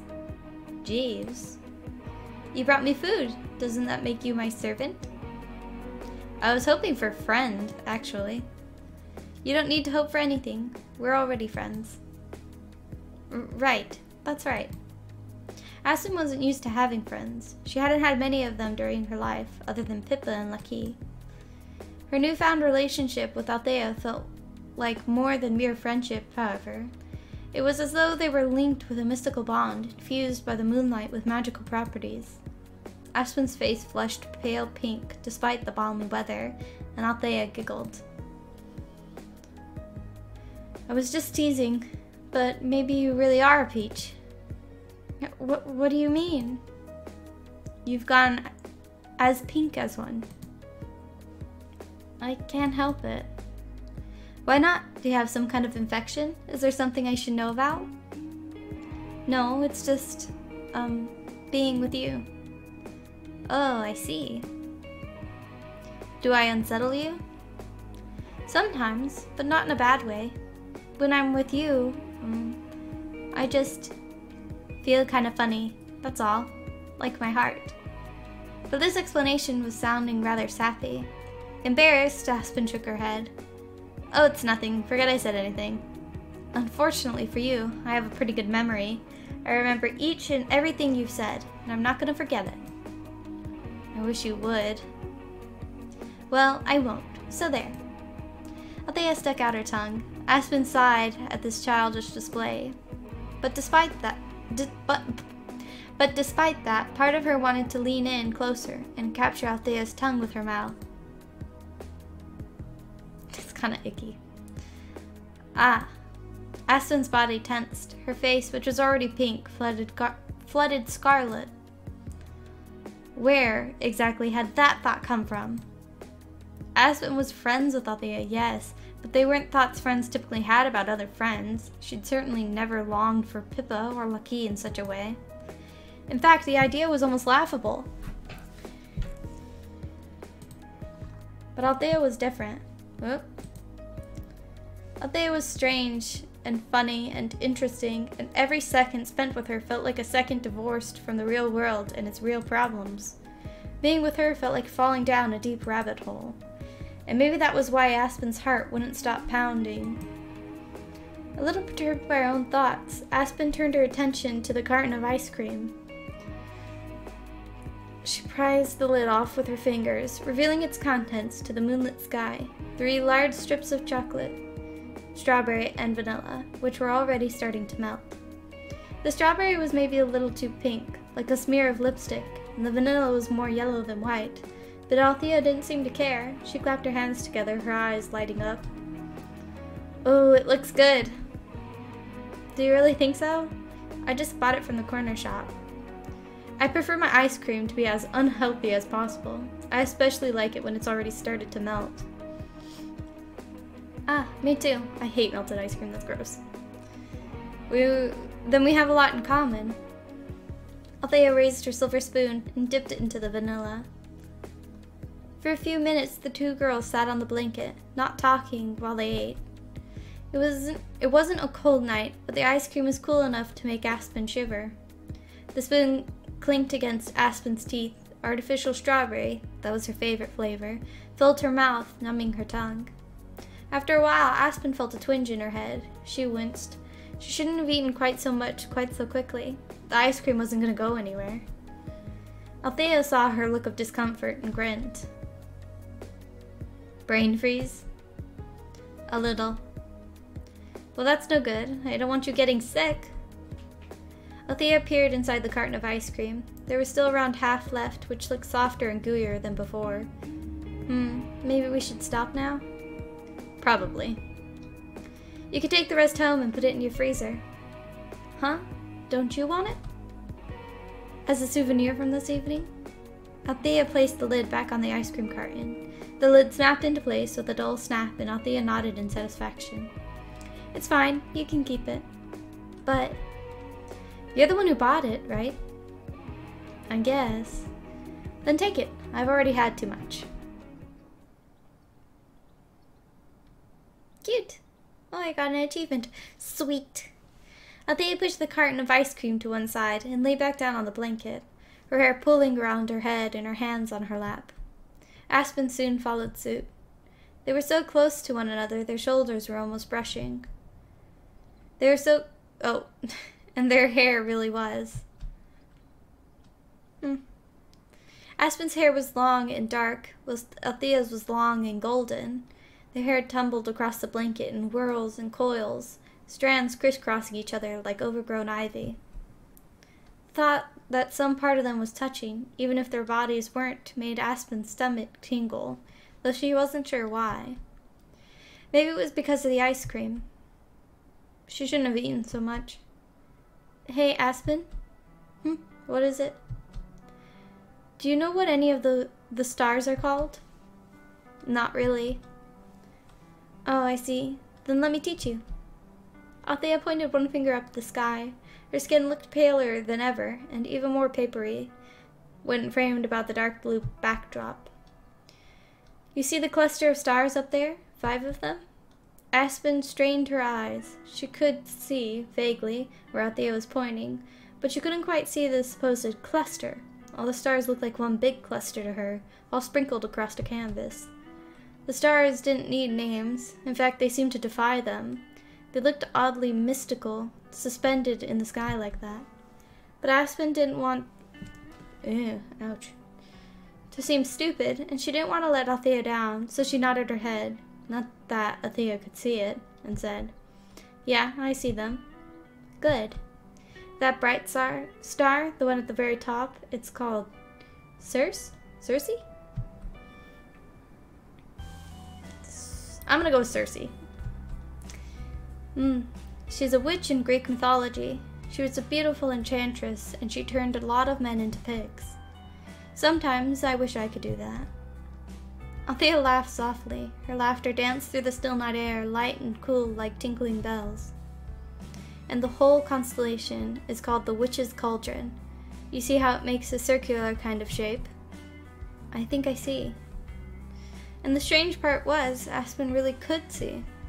In the beginning, she'd been saying that what she thought Althea wanted to hear, but Althea's voice painted such a vivid picture, Aspen really could see it. She could see the celestial cauldron, though slightly obscured by clouds, picked out in the sky by the stars like an astral map. And over there, she pointed her finger at the sky once more.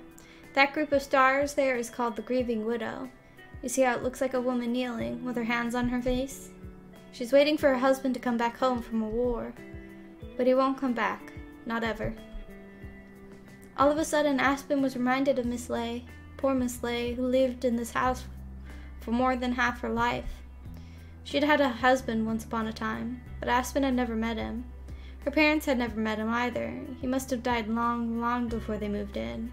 Maybe when Miss Lay still looked like a Marguerite. Maybe she stopped looking like a Marguerite after his death. Did her husband die? Maybe he died. Maybe he just got bored of his family and ran away with a hairdresser called Debbie. Debbie? I was just using my imagination. Oh, I see. And what constellation is that? Aspen pointed at another cluster of stars that shone, albeit weakly, beneath the moon, most of their luster eclipsed by the moonlight. Althea studied the constellation for a few moments, frowning in thought before she replied. I believe that constellation is the Unicorn. Unicorn? That's right. Do you see the 2 stars that make up its horn? Ah, I think I see it now. That constellation is special. You can only see it during certain times of the year. Rumor has it, it can only be seen by pure, untainted maidens. I don't know if I'm pure or untainted. I'm the one who found Miss Lee's body. I don't think that makes you any less pure. I mean, you didn't kill her. No, but if anything, I'm the one who's impure. I'm always causing problems. Sometimes I wonder if things might be better if I didn't exist. No! Aspen turned to face Althea. Her eyes were wide in the dark, and her fingers found Althea's, forgetting for a moment how immaculate and untouchable the other girl seemed. I mean, Aspen ducked her head. She was surprised by her own outburst, and her cheeks started to turn pink. I'm glad you exist. Well, that makes me happy. Althea smiled and squeezed Aspen's fingers with her own. You know, people say that if you make a wish on the unicorn constellation, it'll come true. Really? That's right. Do you want to try it? Aspen had always thought making wishes, be it on birthday candles or shooting stars, was childish. But if Althea said it was all right. With Althea's approval, making wishes seemed like less the recourse of a bored and dissatisfied child, and more like a real ritual. Aspen lay her head back down on the blanket, fingers entwined with Althea's, and looked at the stars. She focused on the unicorn's horn. Silently, very silently, she squeezed her eyes closed and made a wish. I wish I can be friends with Althea forever. As Aspen wished, she felt herself squirming with ill-suppressed embarrassment. That wasn't too corny, was it? If Althea knew what she was thinking, she'd surely tease her. But maybe she wouldn't. Maybe Althea needed a friend too. Was that why she reached out to her? Hey, Althea? What is it? What did you wish for? I can't tell you that, silly. Why not? If I do, it won't come true.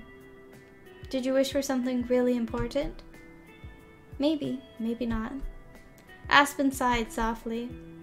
I wish you'd given me a straight answer. Sorry, but I've never been too good at that. Althea laughed, though without any real humor. Aspen wasn't sure why, but it seemed like her companion had slipped into a dreadfully dolorous mood. That was a frequent occurrence with Althea. Her mood slid around as uneasily as an inexperienced ice skater. Do you like keeping me guessing? That's right. That's how business works. Keep them waiting for more. Oh, show business. Show business works. You don't need to play mind games with me. I'd want to be your friend regardless. Oh, Aspen, you are sweet. You say that like it's a bad thing. Maybe it is. You're sweet to me, but sometimes I think I don't deserve it. Why wouldn't you? I think you deserve everything. Well, that's very kind. Althea squeezed Aspen's fingers. I think you deserve everything too. You deserve more than me anyway. But I like spending time with you. And I like spending time with you too. But I probably shouldn't. I might lead you astray. I'm even more wicked than that witch Circe. I don't think you look like a witch. Your hair is golden like a princess's. Mine is black. Looks don't have anything to do with it. Didn't your mother teach you it's what's on the inside that counts? Althea turned towards Aspen, smiling. She poked the tip of Aspen's nose with her fingertip. I really am a bad girl, you know. This whole time I've been lying to you. Her brow furrowed. But if you knew who I really am, you might not want to be friends with me anymore, and I don't know if I could stand that. I don't have many friends, and I don't want to lose you. Why me? Because you're special. I don't think so. You never think that about yourself, but it doesn't matter, because I do. I think I should keep my distance, but... Althea trailed her fingers against the curve of Aspen's cheek. The pads of her fingers were very soft and warm. Aspen shivered. She could feel her body melting against Althea's slightest touch. At the same time, I really don't want to keep away. I'm having much too much fun with you. You say that like you're toying with me. Maybe I am. That's what I do. But how can I help myself when you turn red so easily? Althea's fingers were gliding through Aspen's hair now, Aspen's dark hair looked darker than ever when imposed against Althea's white ghostly fingers. Being with you, watching you react to me, it reminds me that I'm really real. Of course you're real. I don't know about that. Everybody else looks right through me. You're the only one who sees me. You're the only one I can talk to. That's why I don't want to let you go. I've always been selfish. Oh, the kiss. They finally kissed. And with that, Althea pulled Aspen flush against her body and pressed their lips together. Ah! Aspen gasped into the kiss, surprised, and Althea used this to her advantage. Althea slowly slid her tongue into Aspen's. I'm getting embarrassed. Especially with this picture staying on the screen, dang it. While her arms wound around her back. They rested against the curve of Aspen's spine. Her fingers splayed across the red fabric of the other girl's sweater. Aspen trembled. She could taste the ice cream they'd just eaten on Althea's tongue. It was cool and sweet, and it made her feel lightheaded. Ice cream kisses. That sounded like a brand of chocolate, thought Aspen wildly, or maybe some kind of pop song. Not that Aspen listened to pop music very much. Althea's lips pressed against hers, felt very warm and oddly insistent. Her kisses weren't exactly hard, but they were certainly firm. It was as though, by kissing her and holding her and pressing their bodies together, Althea was trying to prove that she existed. Althea had power in this world, tenuous though the power of a teenage girl might have been. She could make a difference.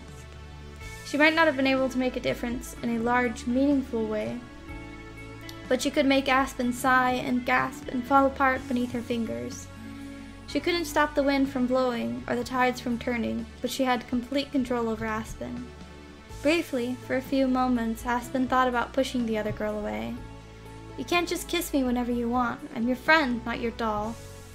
But soon, Aspen's indignation, if it really was indignation, crumbled into naught like a sandcastle on the shore. She didn't want to push Althea away. Not really. She had only wanted to trick herself, just a few moments, into believing it was a possibility. Of course, it wasn't. Aspen wanted the other girl to kiss her. She had been spellbound by Althea the moment she saw her. Aspen had never felt like this about anybody before. It was only Althea. She had fallen for Althea's charms, and now she couldn't even dream of extricating herself. Althea's kisses felt hot, almost scalding against her lips. In Aspen's dazed, disbelieving mind, it felt like they were sealing a pact, a covenant. They were bound together beneath the moonlight, no longer two beings, but one, inseparable. After a few moments, Althea finally broke the kiss, though her fingers still rested against Aspen's back, keeping her close. Althea's eyes, which looked large and round and imploring in the darkness, trained on Aspen. They were half-lidded. Althea's cheeks were flushed, and her lower lip was slightly full from the kisses. Althea didn't say anything. Was she waiting for Aspen to respond first?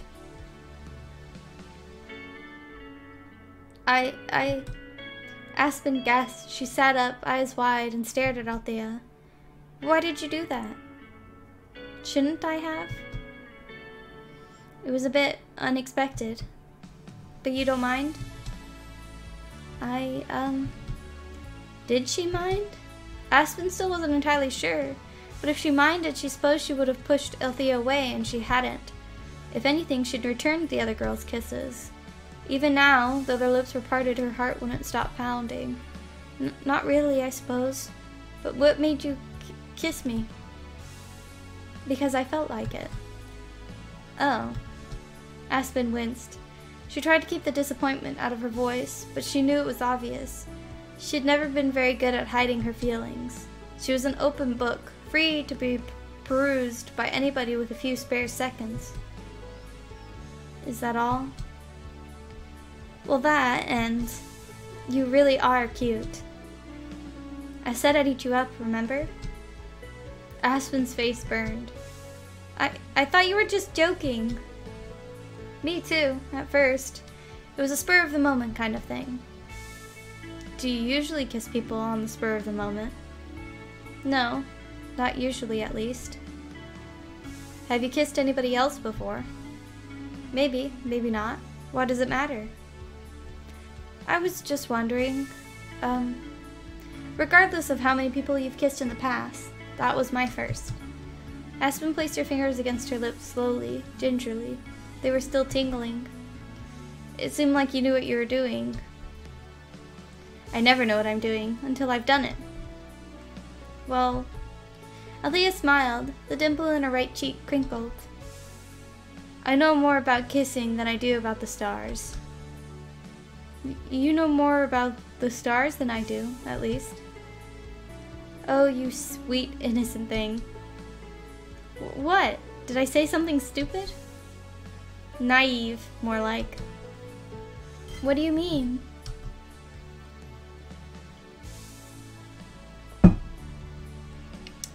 Althea laughed, her shoulders shaking. I don't know anything about boring old space, stupid. I made it all up.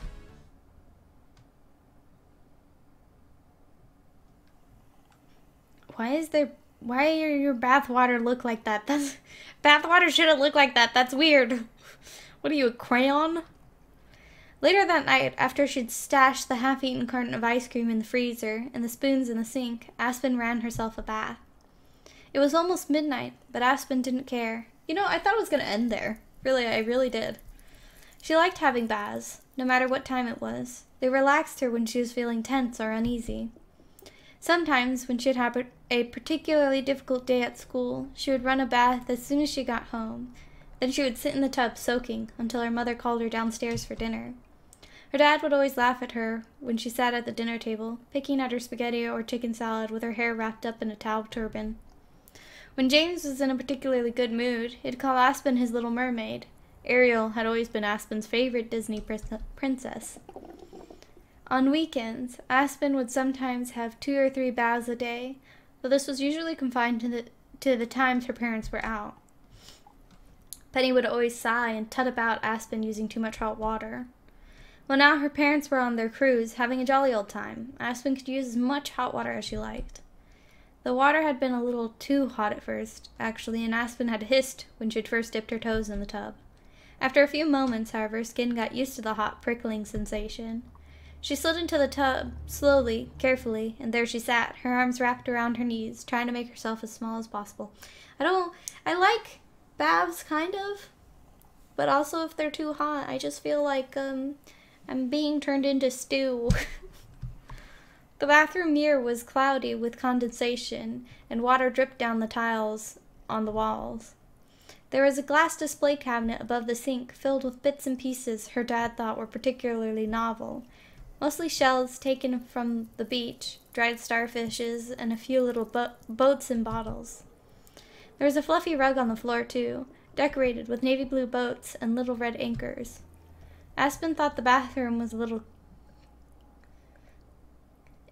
kitschy, but she spent so much time there, she'd had many private, unbroken hours to judge. At that moment, however, Aspen wasn't thinking about the bathroom. She was thinking about Althea. Aspen traced her fingers against her lips once more, as though checking they still belonged to her. She was uncertain if she really was her, or if she'd transformed into somebody else. Why, Aspen mused, would Althea want to kiss her? There was nothing interesting or exciting about her. She wasn't special. But Althea had looked at her like she was. Was this another one of Althea's little jokes, like the spiel about the fingerprints and the stars, or had she meant it? Aspen didn't know, but she'd never imagined her first kiss would go quite like that. She never really thought much about kissing at all. She didn't like any of the boys at her school. Most of them were loud and obnoxious and more than a little scary. They shouted, swore, and kicked footballs about and made such a noise. They weren't good-looking either. Their favorite hairstyles were buzzed short or spiked up with gel. Their hair was choppy or slimy or both. The thought of running your fingers through it made Aspen feel ill. Not all of the boys at her school were like that, of course. There were a couple of nice boys. Alvin, who had been in her former group, had always been friendly, and Lucas, in her art class, had let her borrow his fancy oil paints. But none of these boys could hold a candle to Althea. She was incomparable. Maybe that was why Aspen didn't mind overly much about Althea stealing her first kiss. If anybody had to kiss her, she was glad it was Althea. Did that mean she liked her? Aspen's skin, warmed by the hot water, tingled, though not unpleasantly. Her toes curled inward, and her dark hair floated on the surface of the bath water like pondweed. Her hair was already dark, but it looked even darker when it got wet. It was black as a raven's feathers, as black as the night sky itself. Her dark hair was one of her defining features. It was her only defining feature. What had drawn Althea to her? It couldn't have been her looks, nor her personality. Aspen had no idea, but she wanted to find out. Aspen spent most of the next day thinking about that kiss. It weighed on her mind so heavily she could think of little else, not even her argument with Pippa. Everything paled in significance compared to Althea's lips. Aspen lay back on her bed, her hair curled about her pillow, and stared up at the ceiling. Clutching her pillow to her chest, she repeated the same 3 words in her head while the sun slowly set outside. Althea kissed me. But no matter how many times she told herself this, it didn't quite feel real. Althea kissed me.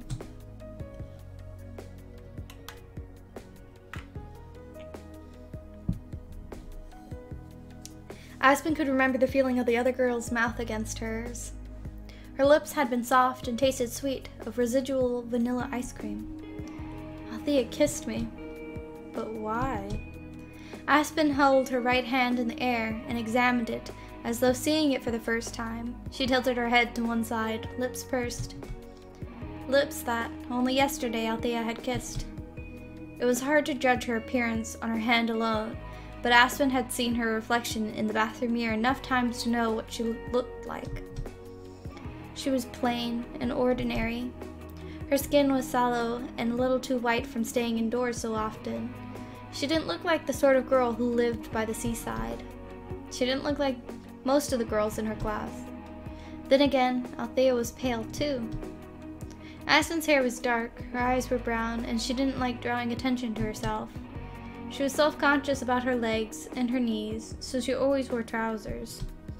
When she had to wear a dress for her cousin Olivia's wedding, she'd spent the whole time shifting, hating the sensation of her legs rubbing beneath all that pale blue fabric. Aspen wasn't good at clothes shopping. She had no idea what clothes fit her body type, so she let her mother pick her clothes out for her. Her chest was small and underdeveloped, almost like a boy's.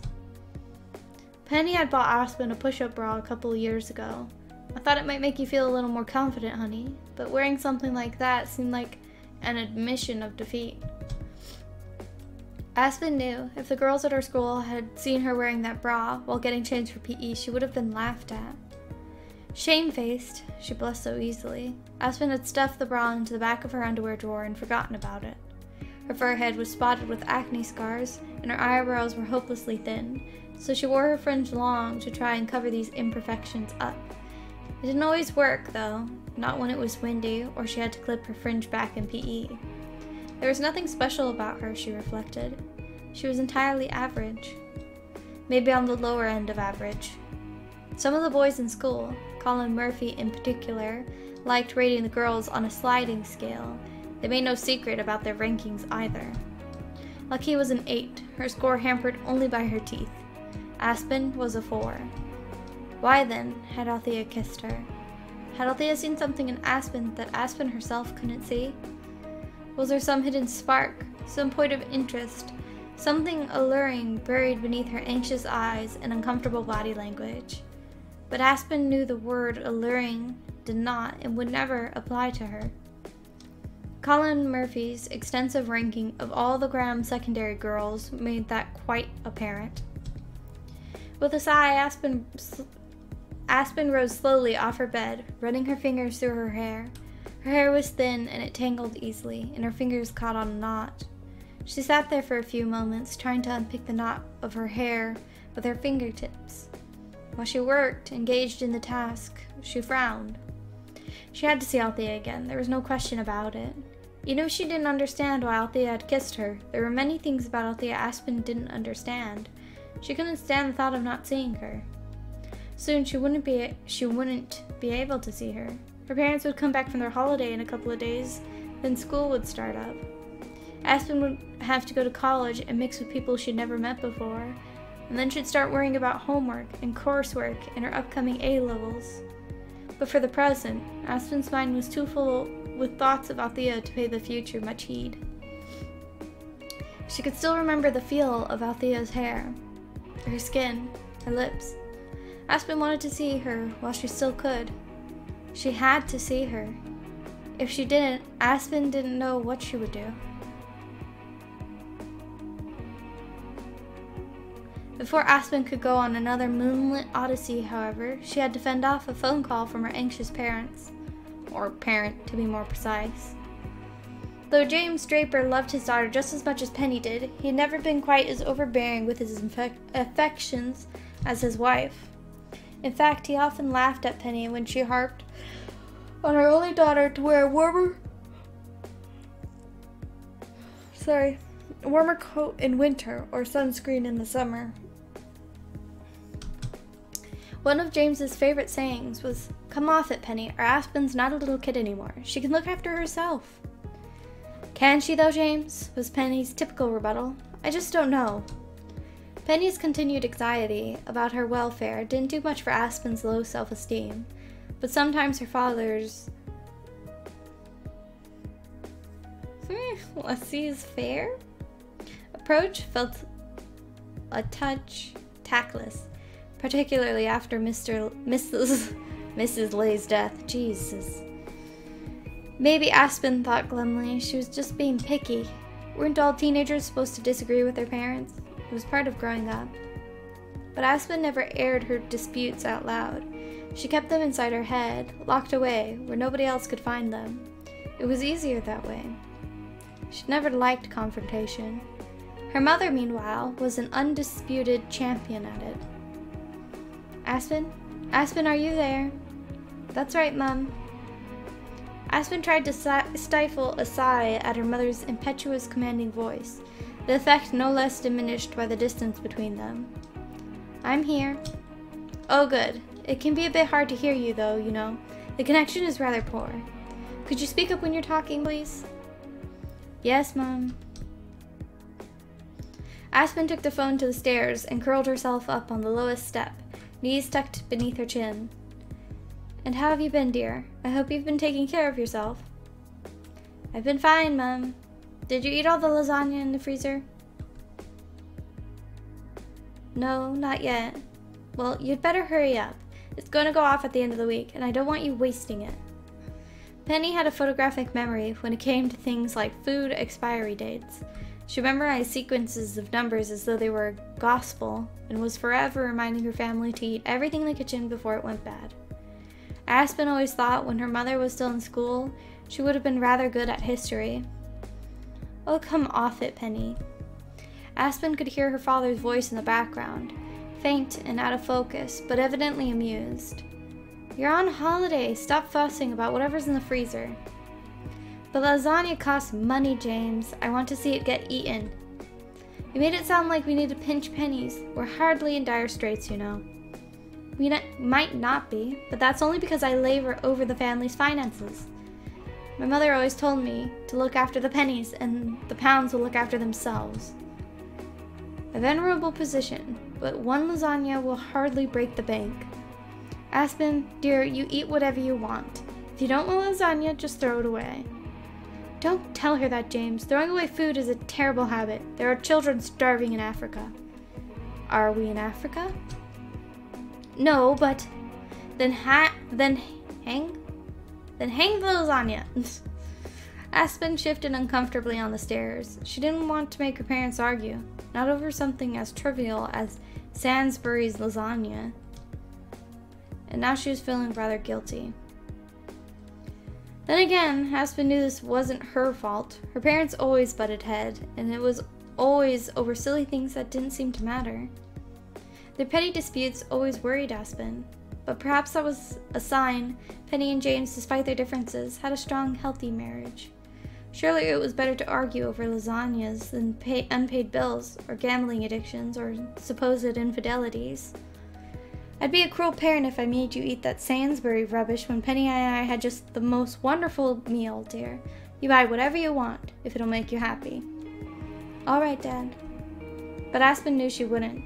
Despite his grandiose statements, Penny was the one who made all the real decisions in their household. If Penny wanted Aspen to eat lasagna, Aspen would eat the lasagna. It would make things much easier. She wouldn't need to eat that Sainsbury rubbish while we're gone if she learned how to cook.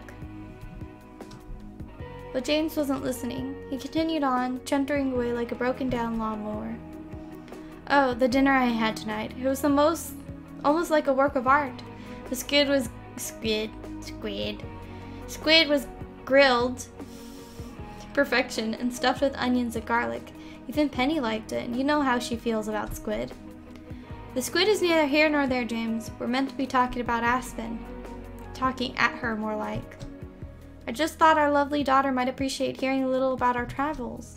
Naples really is a beautiful place, you know, and the seafood is to die for. We've been all over during this cruise. Rome, Florence, Mallorca? But I think Naples is the best of the bunch. I'll have to take you sometime, Aspen. I think you'd really enjoy it. It might get some color into your cheeks. You're so pale, dear. You're like a ghost. James laughed jovially, apparently unconcerned, or perhaps unaware that this flippant remark might have hurt his daughter's feelings. It's been so sunny, too. I've gotten quite the tan from standing out on the deck.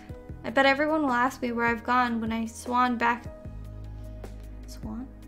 to work next week, and won't I have some stories to tell them? Yes, I'm sure you'll talk their ears off. It's what I do best. At least you'll give me a break from it. A small sigh.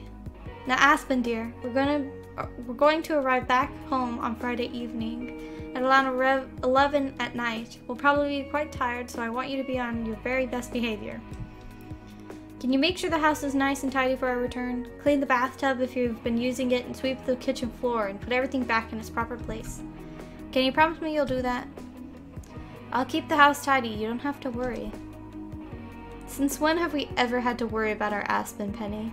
You know she's hardly the type to throw wild parties. She might be my daughter, but she sure doesn't take after me. I'm glad she doesn't take after you. You were a terrible student back in the day, and a terrible son too. You caused your poor mother so much grief. Oh my god, this conversation is extremely boring. Well, that was a long time ago. I like to think I've matured since then. I have to wonder. Come off it, Penny. I know you love me, really. Yes, and God knows why. That'd be on account of my sparkling wit and good humor, of course. You tell yourself that, dear. Penny sighed once more. She did that a lot when she was with her husband, and James laughed. His voice came through the receiver of the telephone, all sharp and tinny, distorted by the ocean between them, and Aspen winced. Her father was always laughing about something or other, typically his own stupid jokes, but sometimes his childhood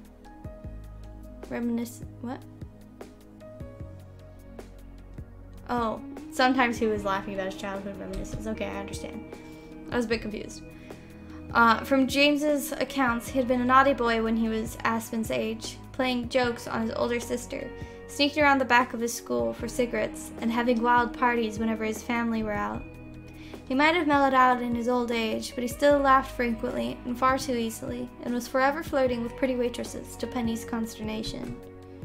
James wasn't at all like Aspen. In fact, save for their brown eyes, Aspen had inherited nothing from her father. She sure doesn't take after me. Aspen gritted her teeth together. Her fingers tightened around the plastic casing of the phone until her knuckles turned white. All of a sudden, a spike of rage pierced the young girl's heart. James hadn't said it in so many words. Aspen knew what he was implying, even if he himself did not. She's hardly the type to throw wild parties. In other words, it's not like she has any friends to have parties with. James's laughter sounded uncomfortably mocking, just like the laughter Aspen had endured back at school from Colin and Stuart and Daniel and all those other horrible boys. They thought she was a loser, a loner, a freak, a girl with absolutely no social life, save for Laquis and Pippa. If James and Aspen were the same age, and they attended the same school, Aspen was certain he would have teased her too. James did tease her, in fact, only he could get away with it because he was her father, and his jokes were supposedly in good faith. Sometimes his jokes could sting, though, only James never seemed to realize. He never seemed to care. Well, Aspen decided she'd show him. She'd show all of them. She might not have any plans to throw wild parties like her father did when he was her age, but she wasn't going to stay inside her neat little Scarboroughan home all alone eating ready-made Sainsbury lasagna before it went past its sell-by date. Aspen could hardly bear the thought. She was going to leave the house, which felt uncomfortable and oppressive even without her parents in attendance. Then she was going to meet Althea. All of a sudden, Aspen didn't want to be alone. Aspen made her way through Miss Lay's overgrown back garden, trudging through the undergrowth. The tartan blanket she and Althea had shared the night before was gone, as though it never existed. It had only been last night that Althea had kissed her. Now it seemed like a small eternity ago. Aspen shivered. She could feel gooseflesh rising on her arms, even beneath the warm fabric of her sweater. She wrapped her arms around her middle in a sad parody of an embrace. It was probably going to rain tonight, as it had a few nights before. The wind blew cooler than it had yesterday, and the withered boughs of Miss Lay's old pear trees trembled. So did Aspen. As she stood there, staring at the smashed window, she rolled thoughts through her mind. They all revolved around Althea. Althea's smile, her laugh, the feel of their little fingers locked together in a childish promise. Althea had said they were friends. Then she had kissed her. Was it something friends did? No, Aspen thought it was not. She'd been friends with Pippa since primary school, and she never once entertained any notions of kissing her. It just wasn't the same with Althea. Althea was... Ah! Aspen blinked. She could feel a spot of moisture on her forehead. Yet more drops fell, though slowly at first. Rainwater began to beat against Aspen's scalp. It caressed the nape of her neck with its cool fingers and trickled down her shirt. Aspen didn't have enough time to stand there lost in thought, not if she didn't want to be soaked. The young girl took a few jerky, unsteady steps towards the broken window. Her fingers gripped the edges of the empty window pane, using what little upper body strength she had. She'd always been bad at sports. Aspen pulled herself upward through the empty air. The soles of her dirty, mud-spotted trainers rested on the edge of the windowsill. Slowly, carefully, Aspen lowered herself down into the kitchen counter. Then her feet landed on the floor. Aspen could hear the wind moaning outside. It was slowly picking up, and so was the rain. Would Althea have to walk back home in this brewing storm, wherever that was? Would she be alright, without a coat or any sensible shoes? Ugh.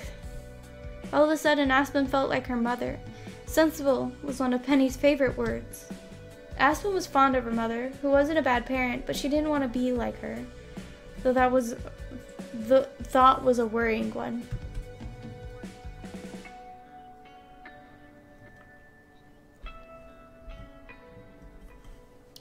It wasn't as worrying, however, as the thought that she might not see Althea again. Had Althea heard about today's foul weather? Had she decided to stay at home? But no. When Aspen lifted her head, she saw a familiar pair of long, slender legs encased in sheer white tights, dangling from the edge of the washing machine. It was Althea. Every single inch was Althea, from head to toe, her fingers folded on her lap, her long golden hair, her blue eyes fringed with long lashes, her lips which were curved into a frown. Althea's shoulders were trembling, and her eyes were moist, threatening to spill tears at any moment. Maybe she had been crying already, before Aspen arrived, because Althea's cheeks looked unusually flushed and damp, and her eyelashes were clumped together.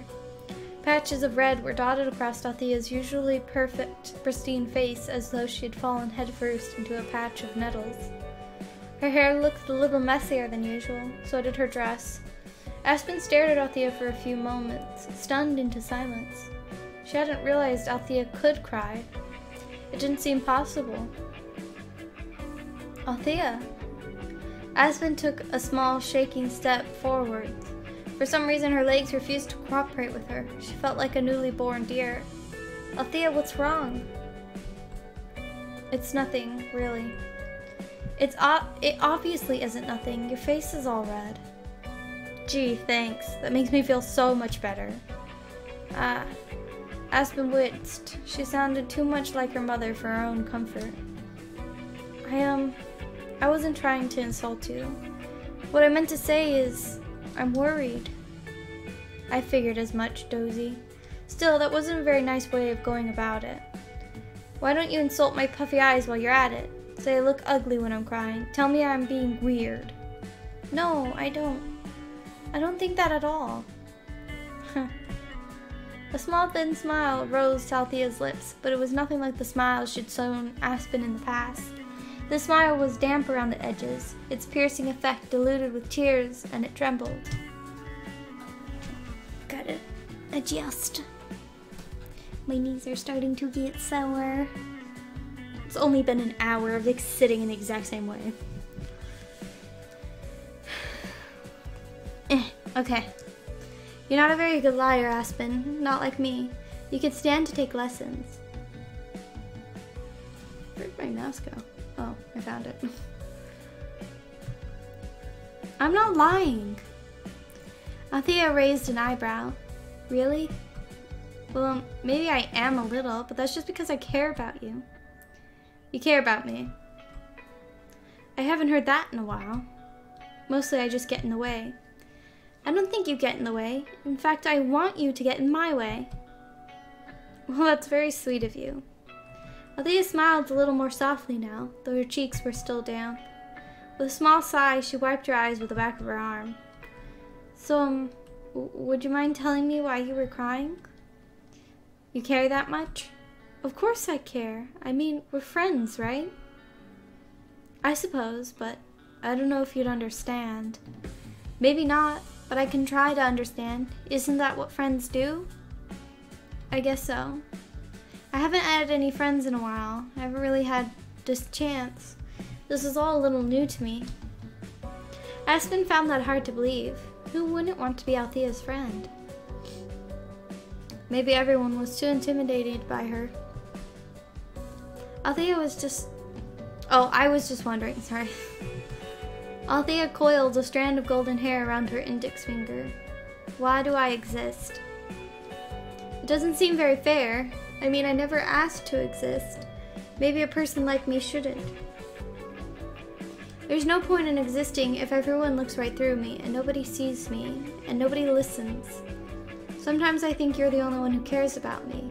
And after today, I don't know if I'll be able to keep spending time with you. Aspen's eyes widened. She could hear her heart beating a frantic, painful staccato inside her chest, knocking against her ribcage. It hurt. You mean you're going away? I'll have to. I've been hanging around here for too long already. I shouldn't really have come here at all, but I couldn't help myself. And then I met you. I didn't intend to come back so often, but I wanted to see you again. Did you get into trouble with your parents? Did they find out you were coming here? I think I already told you this. I don't have any parents. I don't have a single person who cares about me in this world. That's probably because I'm not supposed to be in this world. I'm a mistake. I wasn't supposed to exist. At least that's what I've heard. I see. Aspen said slowly, but she didn't really see. How could she? Althea was speaking. I'm sorry. Her voice low and slightly feverish about things Aspen, who had been born into a relatively normal and loving, if a touch embarrassing family, couldn't understand. All the while, the rain continued to fall outside. It was coming down thicker and faster now, like spears. The wind blew the rain horizontally, and some of the raindrops were pushed in through the gaping hole of the kitchen window. I'm so tired of this. I'm tired of all of it. I'd say my life isn't fair, but I haven't had much of a life to begin with. Maybe I should be thankful for the happy times I did manage to have. I should be thankful I was able to meet you. Althea. Aspen's voice caught in her throat, like a burr snagged on a woolen jumper. If there's anything I can help you with, I'd like to know. There isn't. Then maybe if you told me what was upsetting you, that might make you feel better. Althea snorted. What are you, a therapist? No, I'm just your friend. Friend, huh? Althea repeated the word under her breath. It looked like the idea of having a friend had calmed Althea, if only a little, because her fingers relaxed and the swinging of her legs became less frantic. I don't know if I'm a very good friend to have. I tell far too many lies. I haven't even told you who I am. Not really. I've been playing around with you the whole time. I just thought if you knew the truth, you might not like me anymore. That's not true. Aspen raised her head, her eyes filled with a newfound determination that took even her by surprise. Since when had she been so bold, so feisty, so sure of herself? It must have been down to Althea's infectious influence. I'd still like you, no matter what. Even if I'd murdered somebody? Even so. But Aspen paused. She frowned, her certainty faltering. You haven't murdered anybody, have you? Well, wouldn't you like to know? Chilling though those words were, at least Althea seemed more like her usual self now. Althea leant back, a small smile on her lips despite the redness of her eyes, and laughed. There's a lot about me you don't know, Aspen, but I know everything about you. Everything? Mm-hmm. You're an open book. I can flip you open at whatever page I want with hardly any effort. But I'm different. You still don't know who I am yet. Or what? What are you talking about? Sorry about the loud car noises. I don't... Well... Althea pondered a few moments. She glanced upwards, lost in thought, her brow creasing. It took several seconds, while the rain fell insistently outside, before Althea finally resumed her previous train of thought. Would you like to know who I really am? I would. Are you sure? Yes. When you learn this, you won't be able to see me in the same way. In fact, you might not be able to see me ever again. Are you sure you want to go through with it, after knowing all that? Aspen paused. She looked down at the floor. Did she really want to know who, or as Althea had said, what Althea was, if it would risk being parted from her? Aspen didn't want that. She wanted to stay with her. The memory of their kiss was still imprinted on her mind, hot and burning despite the cool weather and the falling rain. But if Aspen didn't learn the truth, she'd be plagued with curiosity for the rest of her life. She couldn't let this chance slip through her fingers, even if she risked losing Althea forever. She wanted to know so badly, it was like a physical ache. That was why Aspen raised her head, narrowed her eyes, and said, Please, tell me. I want to know the truth. The truth, Well, let's see.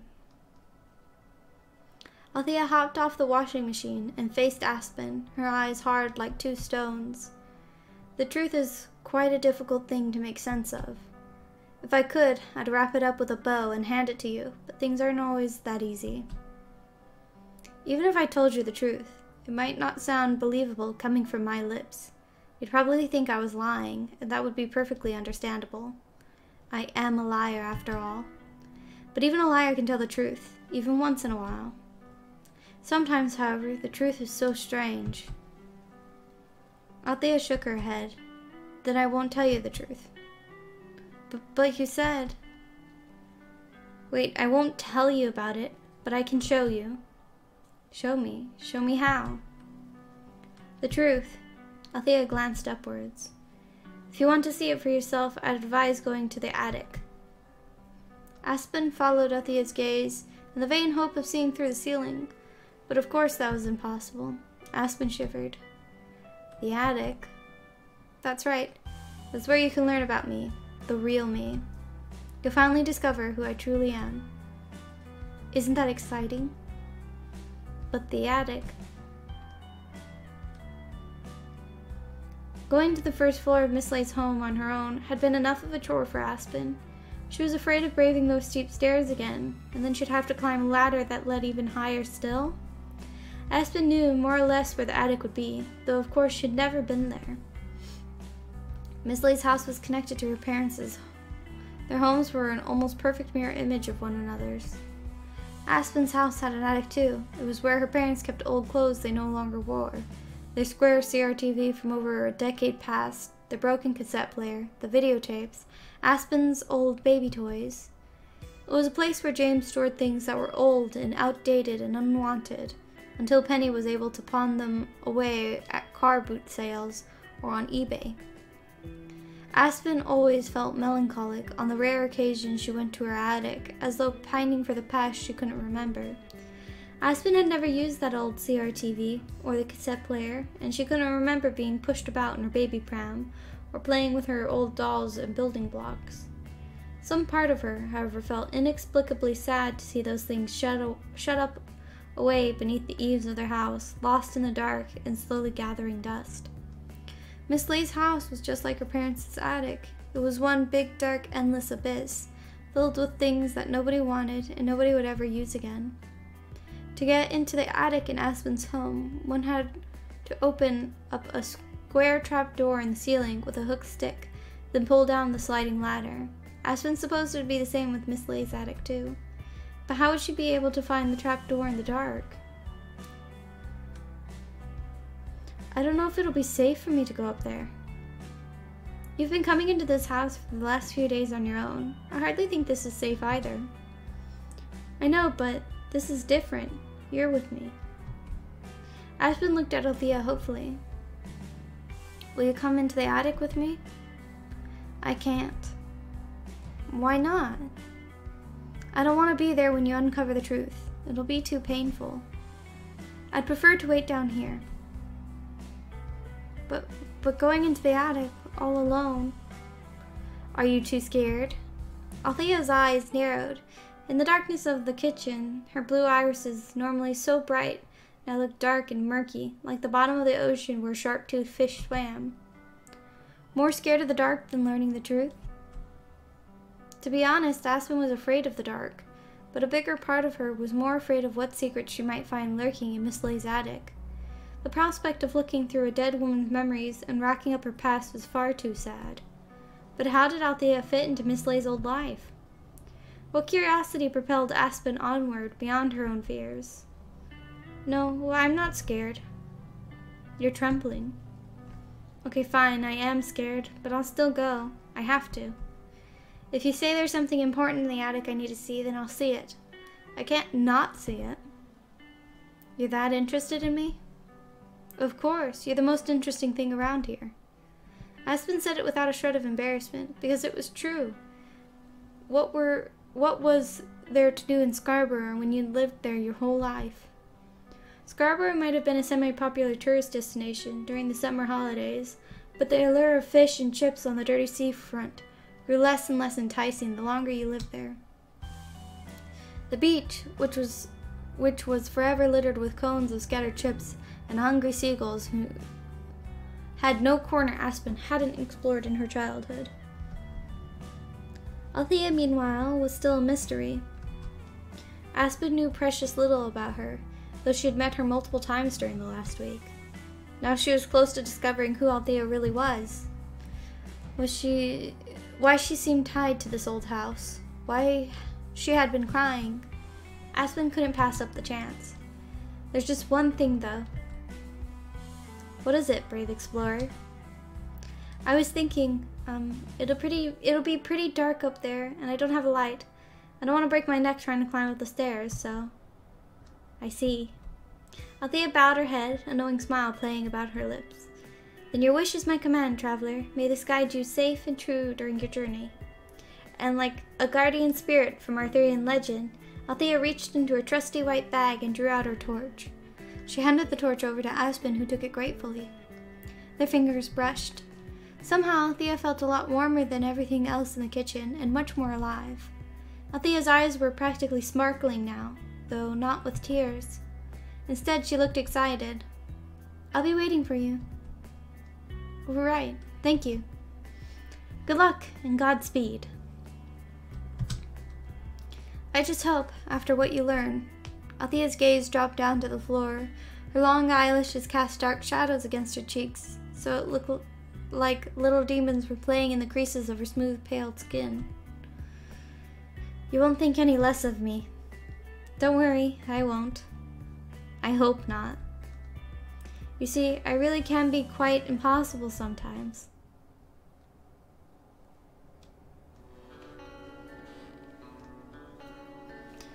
To Aspen's relief, entering the attic proved to be less perilous than she thought. With the aid of Althea's torch, she was able to navigate Miss Lay's home with relative ease. The stairs leading to the first floor, which had seemed so steep and foreboding in the darkness, now hardly constituted as an obstacle. Locating the small, square depression in the ceiling was a little trickier, but Aspen was able to find it soon enough. She opened the trapdoor and slid the extendable ladder down to the ground. Climbing up the ladder whilst keeping hold of the torch was something of a pain. The young girl had to climb the ladder, gripping the cool steel rungs with one hand, and the other hand held tight around the torch, her one beacon of light. Aspen had never been the most coordinated of girls, and at one point she almost dropped the torch. Her heart pounded in her chest, and worst-case scenarios ran through her head as she grappled with it. What would she do if she dropped it on the floor? What if it broke? Then she wouldn't be able to see an inch in front of her eyes in the darkness of the attic, which seemed even darker somehow than the rest of the house. Fortunately, Aspen was able to keep hold of the bulky torch before it slipped from her fingers. With a small sigh, Aspen continued her ascent, until finally she made it to her destination, the attic. Aspen straightened her back. Torch in hand, and glanced around. The attic itself was every bit as dim and depressing as she had imagined. Even with the aid of her torch, Aspen was unable to see all that much. The attic seemed to stretch on forever, though. Aspen knew with her own house as a rough reference that it wasn't all that big, and the light didn't quite reach into the corners. Aspen had horrible nightmare visions of strange creatures lurking in the dark, bats or rats or things that were even more sinister. When Aspen strained her ears, she swore she could hear a strange scuttling noise emitting from the shadows. Rats? There was a drumming sound too, like footsteps above her head. Aspen bit her lower lip. She could feel the color drain from her cheeks. Was it just her imagination, or was it much colder in the attic than the rest of the house? Perhaps it was because she was closer to the roof, which seemed to be hanging very, very low, even for a short girl like Aspen. James always had to duck into their own attic, lest he bump his head on the sloping eaves. Miss Lay's attic felt even more claustrophobic, which was somewhat paradoxical considering how it seemed to stretch on forever. The strange drumming sound intensified. It sounded louder than ever before. Aspen knew logically that it was just the rain, but the drumming really did sound like footsteps. Footsteps that were creeping closer, even closer, just waiting for the right moment to... Calm down. Just calm down. Aspen closed her eyes and counted to 10 inside her head. It was a coping mechanism. It was something her mother did at work when her boss was being annoying and overbearing and the photocopier had jammed for the 6th time that morning. Silent counting was supposed to help you relax, but Aspen's nerves felt tauter and tighter with every passing second. She didn't like closing her eyes. It made her worry, foolish though it was, that something might jump out at her and catch her unaware. Aspen had to open her eyes again, too anxious to be robbed of her sight before she'd managed to make it to 7.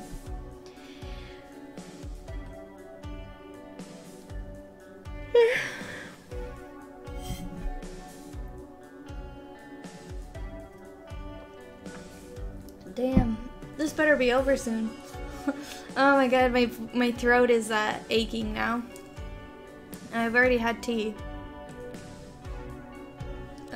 Nope, I'm not using the mouse, I'm using a keyboard. Maybe it would be better then if she searched the attic as quickly as possible. The strange sounds were beginning to unnerve her, as were the smells.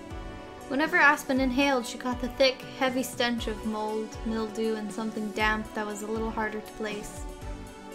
It was an abstract sort of smell that Aspen couldn't name, even more abstract than the peculiarly named candles she'd seen in the local supermarket. Maybe it was neglect, regret, despair. Miss Lay had died in the kitchen, but Aspen could feel the old woman's presence more strongly in the attic than anywhere else in the house. It was almost like Miss Lay, or the ghost of her, was winding her cold, dead arms around Aspen's shoulders like a shawl and dragging her down through the floorboards. Slowly, Aspen shone the light of her torch around the inside of the attic. She could see bits of Miss Lay's life, her old life, scattered everywhere. There in the corner was a dressmaker's dummy. The dummy was attired in a long white gown with an impressive train that spilled across the floorboards like smoke. The bodice of the gown was decorated with pearls, and they shimmered dimly beneath the unnatural light from Aspen's torch.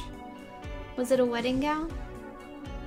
The gown was a bit discolored here, perhaps from age, and its hem was starting to fray. Even so, it was a beautiful dress. How old had Miss Lay been when she had worn it? Aspen tried to imagine this dress hugging smooth, flushed skin, unmarked by wrinkles and the telltale spots of old age. She tried, but she couldn't. Aspen was simply incapable of picturing the Miss Lay she knew with a shuffling gait and the varicose veins squeezing her short, round body into such a garment. Maybe Marguerite had worn this, but not Miss Lay. Aspen turned away from the wedding dress, which hung on its stand in the ghostly white fronds. That wasn't why she'd come here. Besides the wedding dress was an old... Besides the wedding dress was an old Henry Hoover bright red plastic face. The eyes painted on its casing looked strange and staring into the dark. Near the Hoover, pushed farther to one side, was a hat stand draped with hats and shawls, a few matching wooden chairs, and an old television set that probably couldn't display pictures in color. There was a cardboard box piled high, one on top of the other, with words written on the side in black pen. Georgette Hire, and Christmas decorations and tableware. The hand that had written these words in black marker pen must have been steady, Aspen thought, because the words were thick and firm and blocky. It didn't look at all like the thin, spidery handwriting Aspen had seen on the birthday card Miss Lay had given her. Maybe it wasn't Miss Lay's handwriting. Maybe it belonged to her husband, Ivor. But Ivor wasn't here anymore. Neither was Miss Lay. Though their bodies were decomposing, the things they had brought together remained, all hidden away inside boxes with neat little labels written on the front. Aspen examined one of the topmost boxes on the stack, the one labeled Georgette Hire. The top of the box was closed, and it was covered with a film of dust that looked several inches thick. Evidently nobody had opened these boxes in a long, long time. Filled with curiosity, Aspen had half a mind to open the cardboard flaps and take a peek inside. But she resisted the urge. She hadn't come into the attic to dredge up Miss Lay's past. She'd come because of Althea. Althea. Aspen was so wrapped up in thoughts about Althea, she almost didn't notice the eyes staring at her from the darkness. When she did, however, it felt like electricity coursed through her body. Her heart thumped painfully inside her chest and her throat went dry. Her fingers slackened and she nearly dropped her torch for the second time. Oh, the doll? Yeah, I saw that earlier. There were two eyes, both blue, fringed with long golden lashes. The eyes were set in a white head framed with golden hair, and the head was attached to a stiff little body dressed in a frilly frock. The legs stuck out awkwardly from beneath the hem of the lacy dress, tipped with red shoes fastened with pearl buttons. It took a few moments for Aspen's heart to stop pounding. It wasn't a real little girl. Of course it wasn't. It was only a doll, but it was immaculately made. For a few seconds, the doll had been enough to fool Aspen. She'd almost believed, as her light shone across its still, motionless face, that it might be a real human girl, sitting sentinel in the gloom. The doll was perched on a wooden chair, much like the one stacked and pushed in the corner by the old Hoover. Her head hung to the right, and her eyes stared listlessly, lifelessly, right into Aspen's. What was such a doll doing in Miss Lay's attic? The more Aspen looked at the doll, examining her disconcertingly lifelike features, the more she felt like she'd seen that face, those eyes, that dress before. It looked just like Althea. But that was crazy, wasn't it? Just a coincidence. Aspen looked away from the doll. Her fingers gripping the torch more tightly, for she no longer trusted herself. She didn't trust her fingers or her eyes or even her mind. It felt like it was playing tricks on her. Past the doll, Althea could see yet more toys that must have belonged to a young child. There was a doll's house, a couple of stuffed bears with ribbons about their necks, and a monkey with a tasseled cap holding a pair of cymbals. These curios were all covered in dust, the fur of the bears was worn and rough in patches, and the monkey's eyes were black and staring, almost accusatory. Beside the small collection of children's toys was what appeared to be a pram, but it looked nothing like the collapsible plastic model Aspen's parents kept in their attic. This pram looked like something you'd expect to see in a museum or a historical movie, a real relic from the past with large wheels and a stiff black visor, presumably to keep the sun and the rain off the baby curled up inside. The baby. Why were there so many things in this attic for a baby? Miss Lay didn't have a son or a daughter. She lived alone, and nobody had ever come to visit her. All she had was Rebecca. She didn't have a child, so why? Aspen turned the torch away from the children's things. Seeing them in the dark, clustered beneath the sloping roof, made her feel sad. But it was an empty, aching sadness she couldn't quite understand. She couldn't understand any of it. Why had Althea asked her to come up here? There didn't seem to be anything in the attic relating to her. Why should there be? Althea didn't have anything to do with Miss Lay. Even if Miss Lay did own a doll that looked strikingly like her.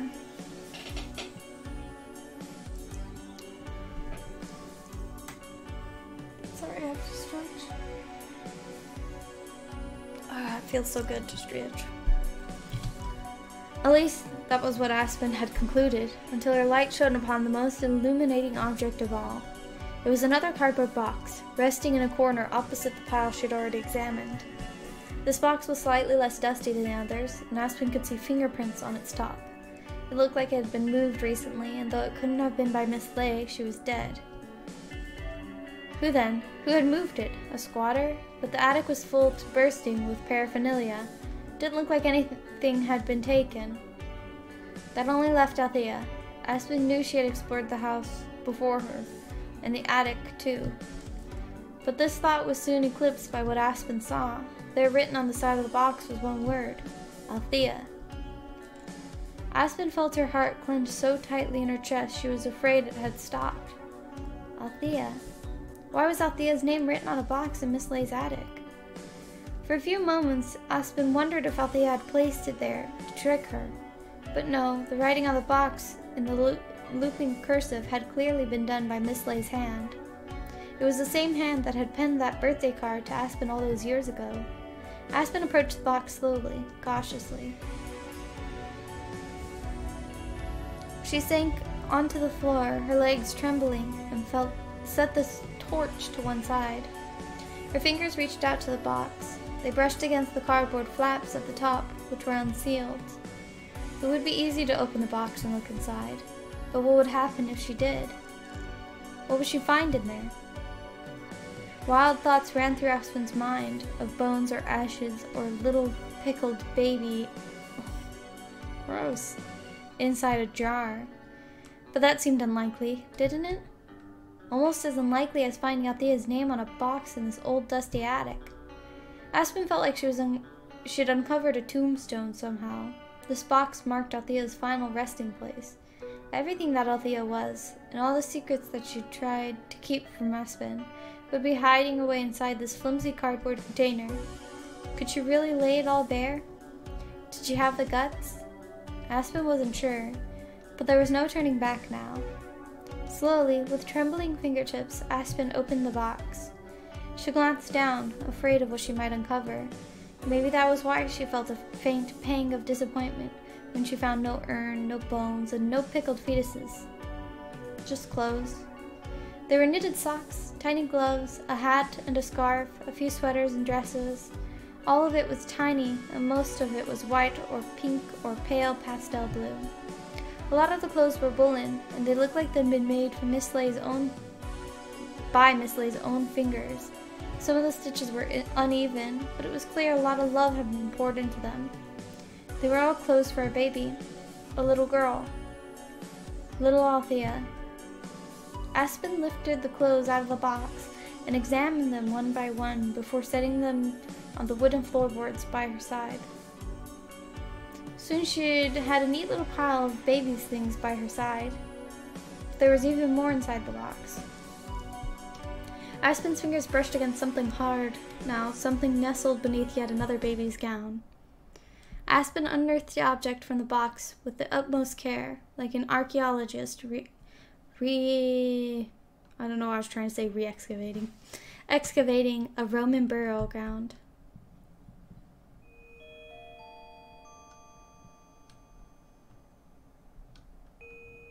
Was it baby pictures? When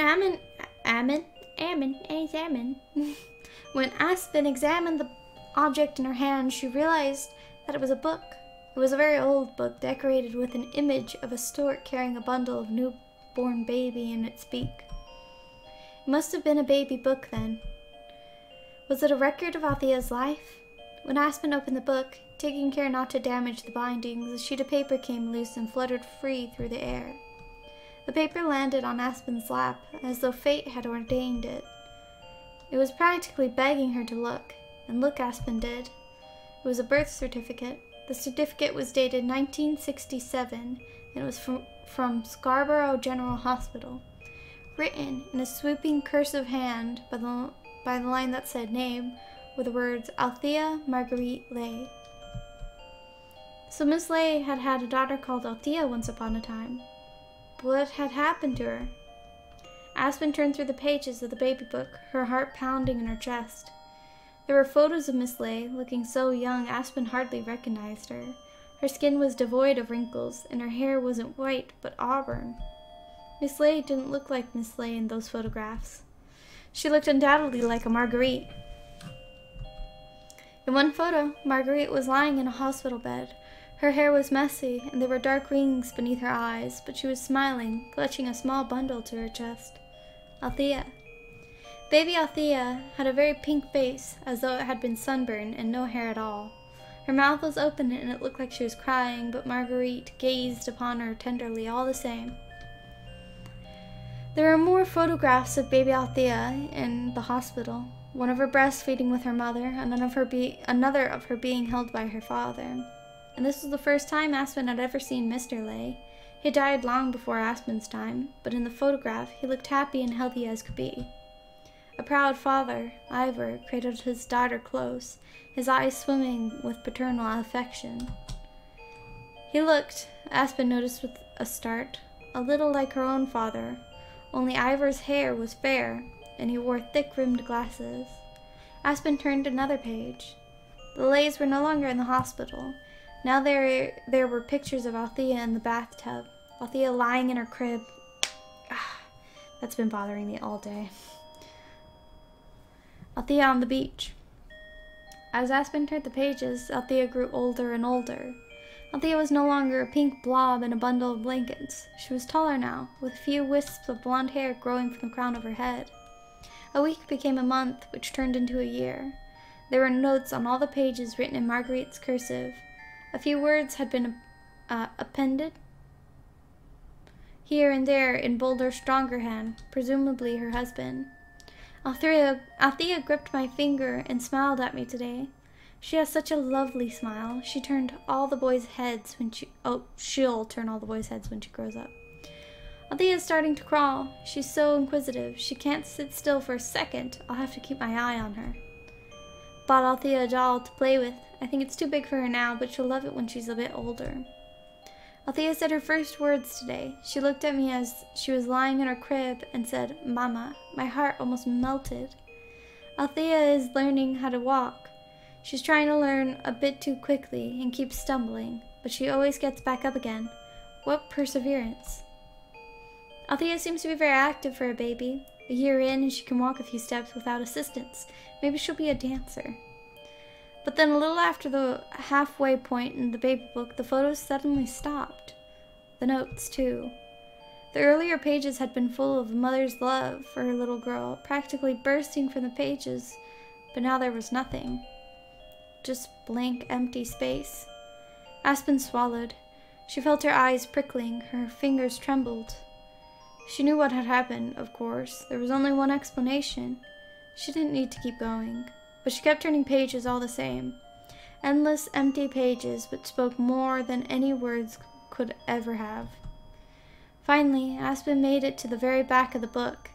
There, folded into a small square as though hiding it away could make the words it contained less true, was a slip of paper. Aspen picked up the paper and unfolded it carefully, smoothing out the edges. It was a certificate, like the one in the beginning of the book from Scarborough General Hospital. This certificate, however, wasn't one of birth. It was one of death. It was for Althea Marguerite Lay, who had died at the age of 1 year and 2 months. Aspen sat there for a few moments, frozen. The attic was silent, save for the steady pounding of rain against the roof. Miss Lay had had a little girl once, her little Althea. She'd knitted Althea gloves and scarves and hats and dresses, and bought her a doll she'd never had a chance to play with, and dreamed of her being a dancer. A dancer. Aspen had done ballet when she was younger.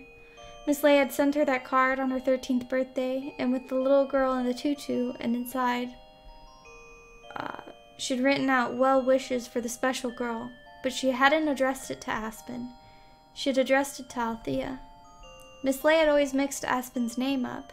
Aspen had corrected her once because answering to the name of Althea had been awkward. Miss Lay had laughed at her mistake and shook her head and said she must have been going senile in her old age, but she'd still called Aspen Althea more often than not. Aspen had thought it was because Miss Lay was getting old, but now she wasn't so certain. This whole time when Miss Lay had invited her over for little chats and served her plates of biscuits and cups of tea, she hadn't really been seeing Aspen. She'd been seeing the little girl she once had, the little girl she'd never had a chance to see grow up. Althea. Aspen must have been a surrogate daughter of sorts to the lonely woman who had lost her baby and then her husband. That was why Miss Lay had invited her over so often. She had wanted to pretend, if only for a few hours, that her little girl was still alive, even though the ages were all wrong, and her Althea would have been an adult now, as old as Aspen's parents. That Althea wasn't alive. She was dead. Or was she? If Althea had died an infant, who was the girl Aspen had met in Miss Lay's home? Who was the real Althea? Who knew nothing about the stars but liked vanilla ice cream and could dance more gracefully than Aspen had ever dreamed? Was she a ghost? A spirit? A crystallization of Miss Lay's love and longing for a little girl now given form? Was such a thing possible? Had Althea appeared before Aspen so she could guide her to this box of baby things? Did she want somebody to remember, however faintly, that a girl called Althea Marguerite Lay had once existed and had been taken from the world too quickly? When Miss Lay died, so did all the memories of Althea. But now Aspen had managed to find those memories, lovingly preserved in this little cardboard box, hidden away inside Miss Lay's attic. Aspen remembered Althea, even if nobody else did. But what if the Althea she had met? Oh, what of the Althea she had met? Who was she? What was she? Why had she appeared in this house, and why did she seem so drawn to Aspen? And why had she kissed her? Why had she been crying earlier? Aspen wanted to know. She had to know. She might have discovered Miss Lay's secret, but there was still so much, far too much she didn't know about Althea. This box didn't clear anything up about Althea's true origins. It only created more questions. And that was why Aspen had to find her. She had to ask her, just who are you?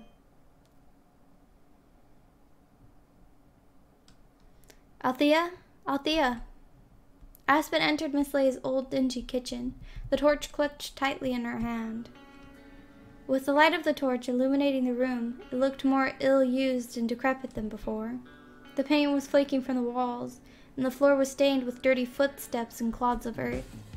Guiltily, Aspen wondered if some of those footprints had come from the soles of her own shoes. The table where Miss Lay had sat when Aspen had first found her that cold January day was still there, sitting in the corner. So was Miss Lay's chair. Aspen shuddered. She turned her attention to the wooden drawers and the cupboards that were dinted and the kitchen counters which were covered in dust. Motes of dust swirled in the air, illuminated by the torch's orange glow. Aspen turned the light toward the old washing machine where Althea so often perched. But Althea wasn't there. She had vanished into thin air, as though she had never existed. She hadn't even had the decency to leave behind a memento, like the story of Cinderella. There was no glass slipper, or in this case, black flat. Her bag was gone too. Aspen supposed she still had Althea's torch, a large, round, bulky thing that seemed to swallow batteries. But what manner of memento was that? She could hardly display it in her bedroom. Her parents would see it, and they'd think she was stranger than ever. Aspen sighed. She kicked at the ground with the tip of her trainer. You said you were going to wait for me. You said. Outside the empty, glassless window, Aspen could hear the rain falling. It matched her morose mood perfectly. I should have known, she told herself with a sigh. Althea had told her herself in her own words. She couldn't be trusted. She was and would always had been a liar. Several days later, the summer holidays came to a close. Aspen's parents returned home, smiling and suntanned from their trip abroad, and Aspen greeted them with warm hugs and reassurances that yes, she was all right, and yes, she had eaten all of the lasagna. Aspen didn't try to go back to Miss Lay's house. She knew there was no point. Penny would never have let her go outside so late, and even if Aspen had tried to sneak out, she would have been caught. Penny was, in addition to being an incorrigible worrier, a light sleeper. Even if she had gone to Miss Lay's house, Aspen doubted Althea would have been there. Althea herself had said that she and Aspen might not be able to see one another after she uncovered the truth. Though honestly, Aspen felt more in the dark than ever before. She didn't know what truth she'd managed to uncover exactly, but the vagueness made her uneasy. Despite that, she decided to let the subject drop. She'd probably never see Althea again. Althea had disappeared. Althea had left a hole where she'd once been, like a ladder running through a pair of tights, but Aspen was sure that this hole would eventually repair itself. Time had a tendency of healing old wounds. Soon she would be so busy she wouldn't have any spare moments to spend wandering about Althea. It was time to start going to college. She was going to see Pippa and Lucky again. It had been a little over a week since Aspen had last seen Pippa and Lucky, and she was a touch anxious.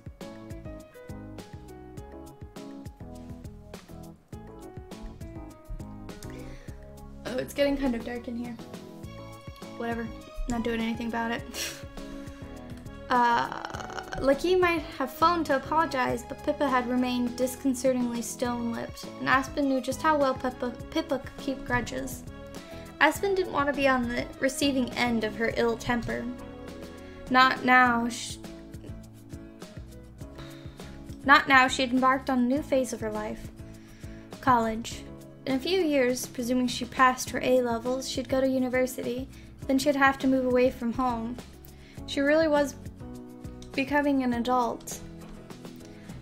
The little baby Althea, meanwhile, had never had a chance. In a sense, Aspen supposed she was fortunate. Life was something to be thankful for, and she had spent far too much time wishing she could pass that privilege off to somebody else. Well, Aspen decided enough was enough.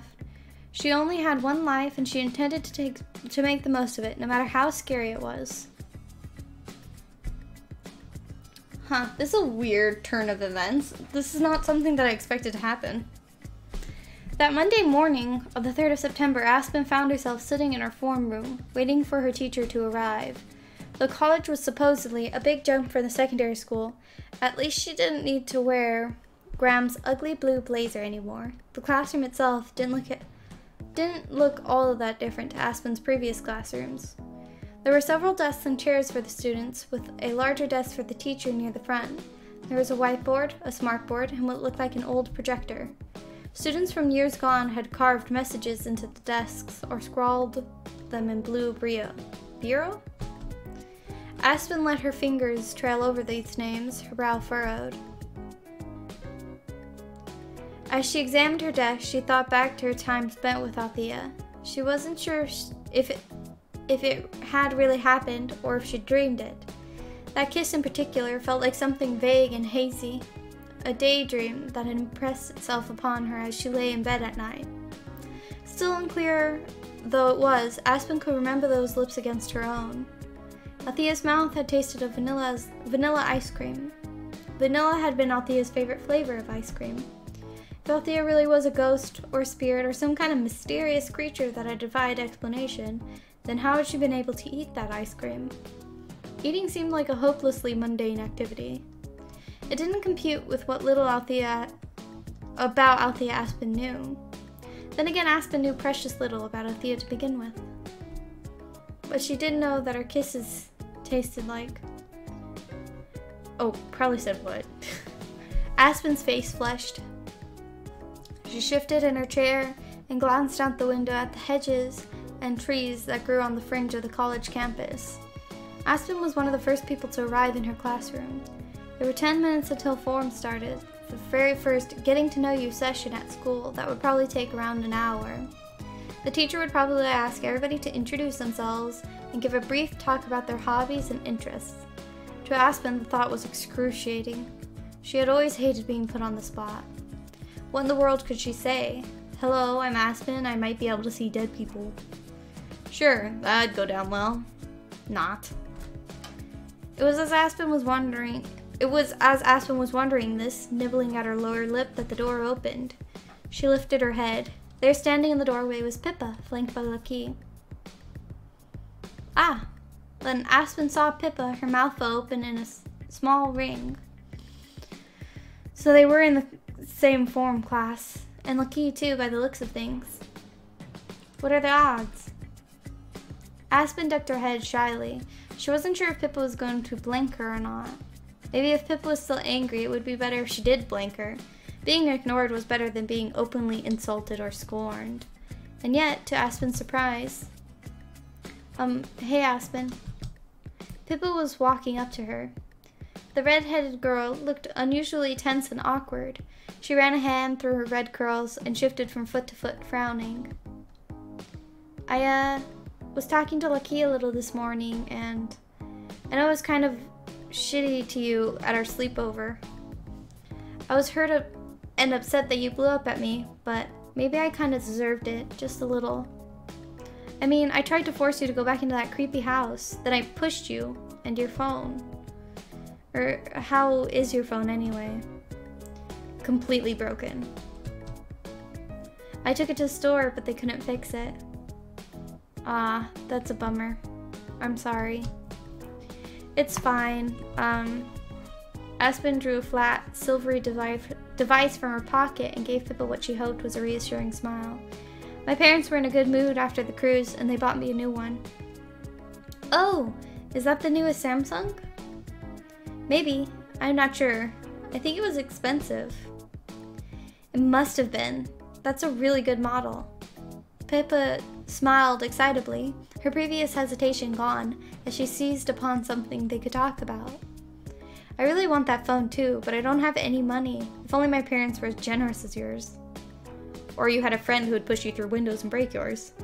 Her parents weren't being generous, really. Aspen's old phone got broken, and we all know whose fault that was. What can I say? I don't know my own strength sometimes. I'd say you don't know when to quit. But everything worked out, right? Aspen even managed to get a new phone out of it, and a really good phone, too. Who knows? Maybe it's a good thing I pushed her. Okay, I wouldn't go that far. Ah! Good job, me. Self-ad. I wouldn't go quite that far. I would. I'd do more than explore a creepy old house to get a new phone, let me tell you. I'd willingly break one of my arms, or sell a kidney. Yeah, I'm sure you would. I would, no joke! Aspen looked between Pippa and Lucky and found a small smile rising on her lips. It was strange to think that she'd been so worried Pippa wouldn't make amends with her. She shouldn't have been so paranoid. Pippa, for all her faults and flaws, was still her friend. They'd been friends since they were little children, little enough to fit inside the Draper's washing machine. They'd had a bond that couldn't be broken that easily. Not by smashed phones or angry, red-faced arguments. Aspen exhaled, her eyelashes downturned. Maybe things wouldn't be so bad after all. This whole time she'd been worrying for nothing. She'd thought during the last moonlit, isolated nights of the summer holidays that she was all alone. Now she was relieved to find out she'd been wrong. She still had her friends. Althea had been nothing more than a fleeting dream.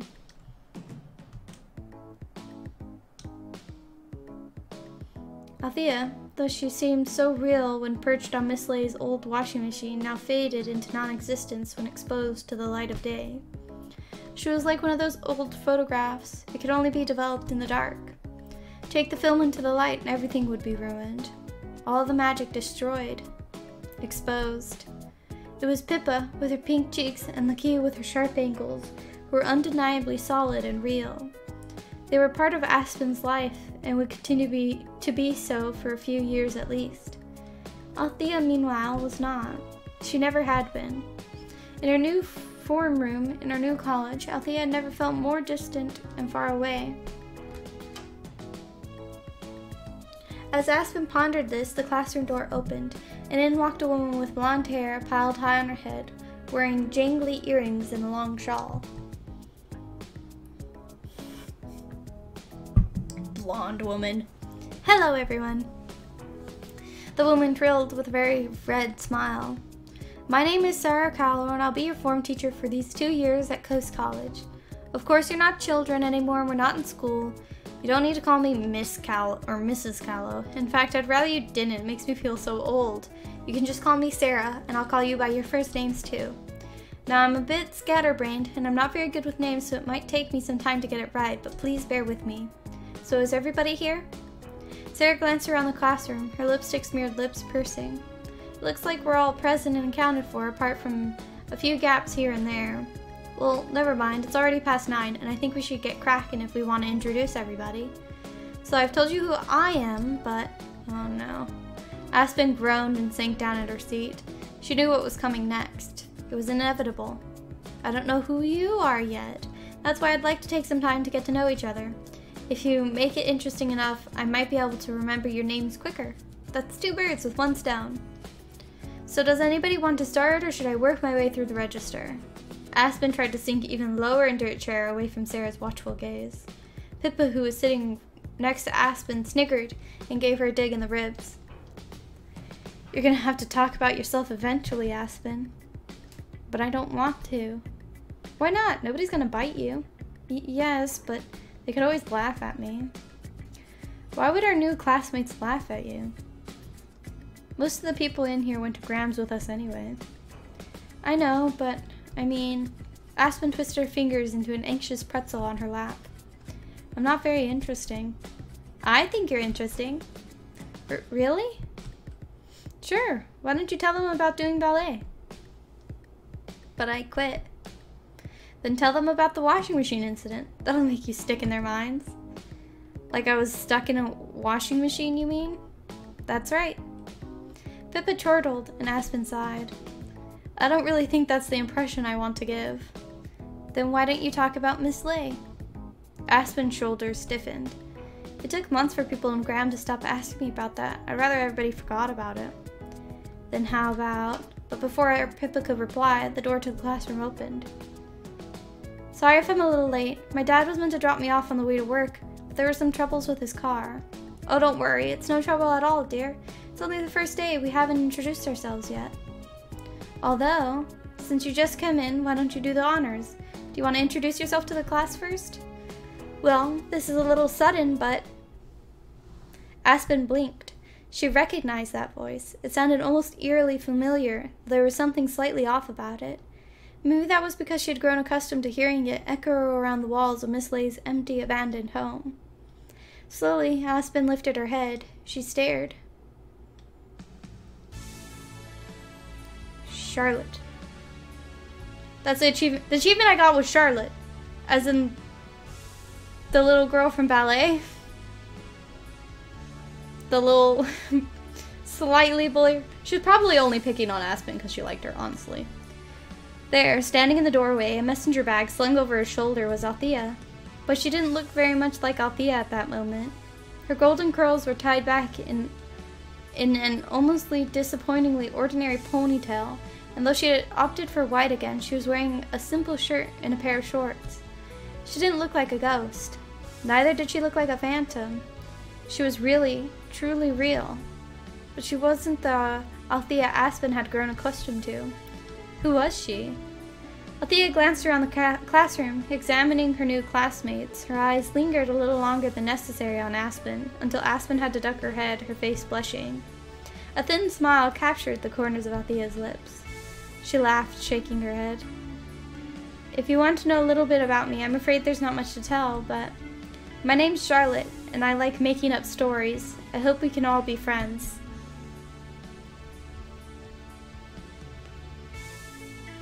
Is that the end?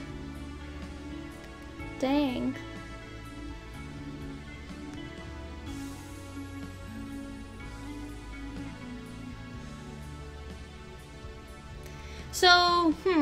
So maybe this Charlotte girl. Maybe that's why she left ballet, was problems with her parents. And then she comes to Miss Lay's house and discovers that stuff in the attic. And that's why Aspen thought she looked so familiar, is because she looked like Charlotte.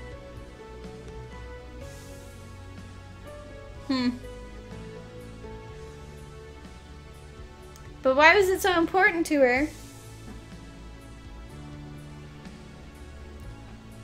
I don't know. I can't see why it was so important to Charlotte, Althea, to be in Miss Lay's house, to be Althea. Oh look, there's more. Hey Aspen, what would you do if I disappeared? Huh? Aspen turned to look at Charlotte, her brow furrowed.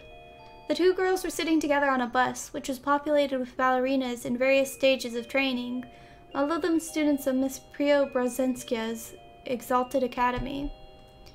The gray, seemingly endless stretch of the A641...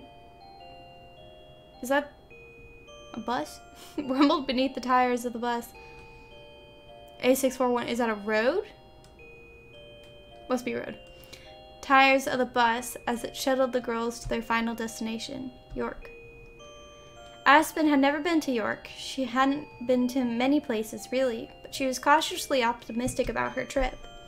At least she would have been, had the strain of a future performance not rested upon her shoulders. I had to pee really bad. Oh my god, this video is gonna be like 3 hours long. The girls of Miss Preobrazhenskaya's, oh my god, I was doing it so well earlier. We're going to take part in a performance at Friargate Theater. At the ballet mistress's all the ballet mistress's girls were to attend, from the youngest to the junior class to the oldest and the seniors. Miss Preobrazhenskaya had a lot of students, and she needed 2 buses to contain them all. The girls inside Aspen's bus ranged between the ages of 5 to 18, and the 18-year-olds looked very mature indeed, with their elaborate hairstyles and sweeping makeup. These girls were all clustered together, devoutly ignoring the younger ones, reading magazines, listening to music, and talking about their upcoming A-levels. I don't know a single 18-year-old who ignores little girls. Like, my little sister is 5, and there's not a second that I could just pretend she doesn't exist. I love the shit out of her. I love hearing her talk. I love watching her do whatever she's doing, and she invites me to do whatever she's doing. Like, come color with me. Let's play hide and seek. Here's a doll, play with me. I don't know how you can ignore them. I think I read that. To Aspen, this was all very strange and new. Aspen was so young she still found it hard to distinguish ages, and these willowy girls seemed just as worldly as her own parents, or Miss Preobrazhenskaya herself. Aspen couldn't imagine getting that old. It seemed impossible. How would her legs get long? Would a wicked, nefarious demon creep into her room at night and stretch her on a rack? it didn't bear thinking about. Neither did their upcoming performance of the Nutcracker. The older girls from the senior class had been assigned the main roles. The girls from the junior class were part of the corps de ballet, shunted off to the back of the stage where they could cause the least amount of embarrassment. If Aspen had been old enough to apply a little logic, she would have realized she was hardly the star attraction of this event. Nobody would be looking at her, save her parents.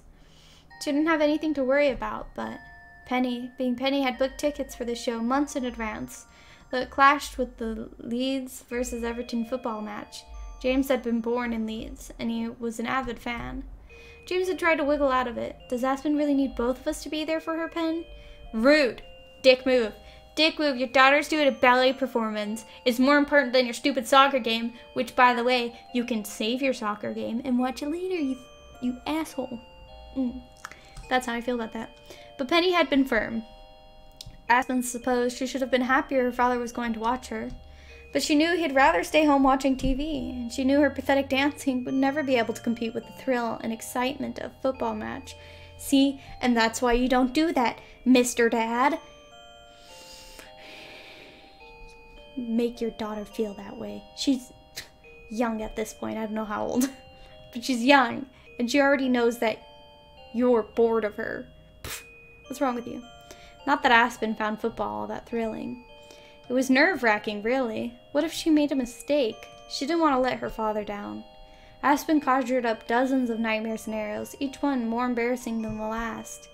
In her mind's eye, she tripped over her feet, fell off the stage, caught on fire. She didn't think her tutu was as flammable as the gauze costumes the dancers wore in the 19th century, but Miss Preobahenskaya's ghoulish stories had stayed with her. Aspen was so grieved she spent much of the trip biting her fingernails. So lost in her anxiety was she hardly heard Charlotte's question. What did you say? Aspen asked, her still half submerged in her own... I added a word in there. Still half submerged in her own nightmares, and Charlotte sighed. I said, Dozy, she said, flicking Aspen's forehead. What would you do if I disappeared? Disappeared? Aspen asked, pressing one hand against her aching forehead. What do you mean? I mean if I turned into foam, like the Little Mermaid. The Little Mermaid didn't turn into foam, Aspen countered weakly, but she wasn't so sure. Ariel hadn't dissolved at the end of the movie, had she? Oh, she had seen. But Charlotte seemed to know much more about the world than she did, despite only being a handful of months older. She didn't in the Disney movie, Dumbo, Charlotte said, her eyes shining with that all-knowing glint, but she did in the real story. What real story? The one in the book my dad gave me. It was filled with fairy tales, but none of them had happy endings. The match girl died, and the tin soldier burned to death, and the Little Mermaid turned into foam. That isn't true, Aspen said, more uneasily still. You're lying. No, I'm not. Not about this. I can show you the book if you want. I had pictures, too. No, it's fine. I don't want to see it, said Aspen. I knew you wouldn't want to. Cowardly custard, came Charlotte's aloof retort. Okay. I started the sentence on Aspen. Maybe I should start it on maybe. Maybe Aspen was a coward. She quivered enough whenever she had to perform on stage. The mere thought of their upcoming performance was enough to make her feel sick. All the same, Aspen didn't think she was wrong for loving the Little Mermaid, but her version of it, and not the horrible one Charlotte spoke of where the mermaid died. Where did your dad get the book anyway? Aspen said. Those fairy tales don't sound right. Oh, my dad has lots of old books. He owns a renowned... Where am I getting the word renowned from? Where am I getting that from? I'm making that up. I'm sorry. He owns a second-hand bookstore. Really? You don't believe me? I don't know. Every time Aspen asked Charlotte about her life, she received a new answer, each more fanciful than the last. Once, Charlotte had told her that her dad was a sultan, and another, she had claimed, was a scientist who was going to cure cancer. Aspen had believed her at first, until Penny had squashed that idea into the dirt. Paul Moby, a scientist, don't make me laugh. You need to have brains to do that, Aspen dear. Compared to being a sultan or a scientist, owning a second-hand bookstore sounded a sounded like a far more reasonable and realistic occupation. Oh my god, I've been talking for too long. My mouth doesn't know what to do anymore. Well, it doesn't matter what you think. That's besides the point, Charlotte said, arms folded. I want to know what you do. What you do? About what? If I stopped showing up to ballet class and you never saw me again, would you be sad? Charlotte's eyes bored into Aspen's. She was clearly waiting for a response, but Aspen wasn't sure what to say. Would she feel sad? It was hard to know. Aspen supposed Charlotte was her friend, in a sense. She was the only girl at Miss Preobrahenskaya's who spoke to her, and she always chivied her along when she was down in the dumps. It had been Charlotte who'd washed Aspen's knee when she'd fallen during practice, and it was Charlotte who picked Aspen out as a partner when they had to perform warm-ups. Now it was Charlotte who had chosen to sit with Aspen on the bus when nobody else would. But conversely, Charlotte could be very cruel. She would trip Aspen up in class and stick hairpins in her scalp and give her Chinese burns. She told Aspen outrageous lies, and Aspen was gullible enough to believe them. Sometimes Charlotte whispered dirty words in Aspen's ear, and Aspen, wide-eyed and innocent, would repeat them to her mother. Oh, dirty words. Okay, I was a bit confused. I don't know why. Aspen didn't know how she would feel if Charlotte disappeared like a conjurer's assistant, but she knew perfectly well how her mother would say, "Good riddance to bad rubbish." I don't know how I would feel, was all Aspen could muster. Her little face was taut with the sheer effort of thinking. Why? Do you want to quit ballet? I don't know if I have a choice. What do you mean? It's difficult. Charlotte played with her fingers, which were linked together on her lap. My parents have been getting along well lately. They're always fighting. My parents fight too, about the dirty dishes and the laundry. That's nice, Charlotte said. My parents fight about Debbie and Slow. Debbie and Slow? What's that? My dad's girlfriend. Mom said he was having an affair, and then she threw a vase at him. It still had some flowers in it. Aspen stared at Charlotte, her expression uncomprehending. Debbie, Slow, affair? Aspen could hardly make sense of all these words. She'd never heard of Slow before, or affairs, and she'd never met anybody called Debbie either. For all Aspen knew, Slow could be a made-up fantasy place, yet another production of Charlotte's wicked imagination. But Charlotte sounded so unusually serious. Aspen didn't think that was the case this time. This was real. Well, it has nothing to do with me, Charlotte said, kicking the seat in front of her dispassionately. I don't care what Mom or Dad do. They can fight if they want. I try to hide in my room, but my room might not be my room for much longer. What do you mean? Dad wants to move in with Debbie. He asked me if I'd come with him. And what'd you say? It doesn't matter what I said. I don't have a choice. I'm only a kid, and nobody cares what I want. Charlotte turned her head and looked out the window. The sky was gray and cloudy, and the road was flat for miles around. It was hardly the most inspiring of scenery. The young Charlotte sighed, her fingers tracing shapes against the grimy window. Though she said she didn't care what her parents did, Aspen was unconvinced. Charlotte was an adept liar, but this was one of the least convincing fibs she'd told. It was obvious she did care. Otherwise, she wouldn't have mentioned it. Aspen didn't know anything about Slow or affairs, but she did know Charlotte, and she could tell the other girl was upset. She wanted to comfort Charlotte, like Charlotte had comforted her when she had grazed her knee. But there weren't any taps on the bus, and she could hardly run Charlotte under cold water for 5 seconds. Oh, I see. That's funny. She didn't think it would help. Emotional distress, Aspen discovered, was much harder to kiss better than a scratch on the knee. Hey, Aspen? While Aspen dithered helplessly indecisive, Charlotte glanced at her from over her shoulder. She frowned, her brow furrowed, and said, You wouldn't forget me, would you? Aspen had no idea how to comfort Charlotte, but at least this was a query she could answer with certainty. With all the confidence she could muster. Where was that confidence whenever she had to dance? Aspen said, No, I wouldn't. You promise? I promise. Even if I look different? Even so, Aspen said with a purposeful nod to of her head. I could never forget you. Good, Charlotte said, a self-satisfied smile on her face. Then if you're so sure, why don't you swear by it? Swear? Aspen knew a lot about swearing now, after being subjected to Charlotte's colorful vocabulary. What kind of books had her father been giving her anyway? And she wasn't so sure about this proposition. If you swear, my mom will get mad at me. Oh, if we swear. No, Charlotte said crossly. I don't mean it like that, dummy. Again, Charlotte flicked Aspen on the forehead, and again Aspen winced.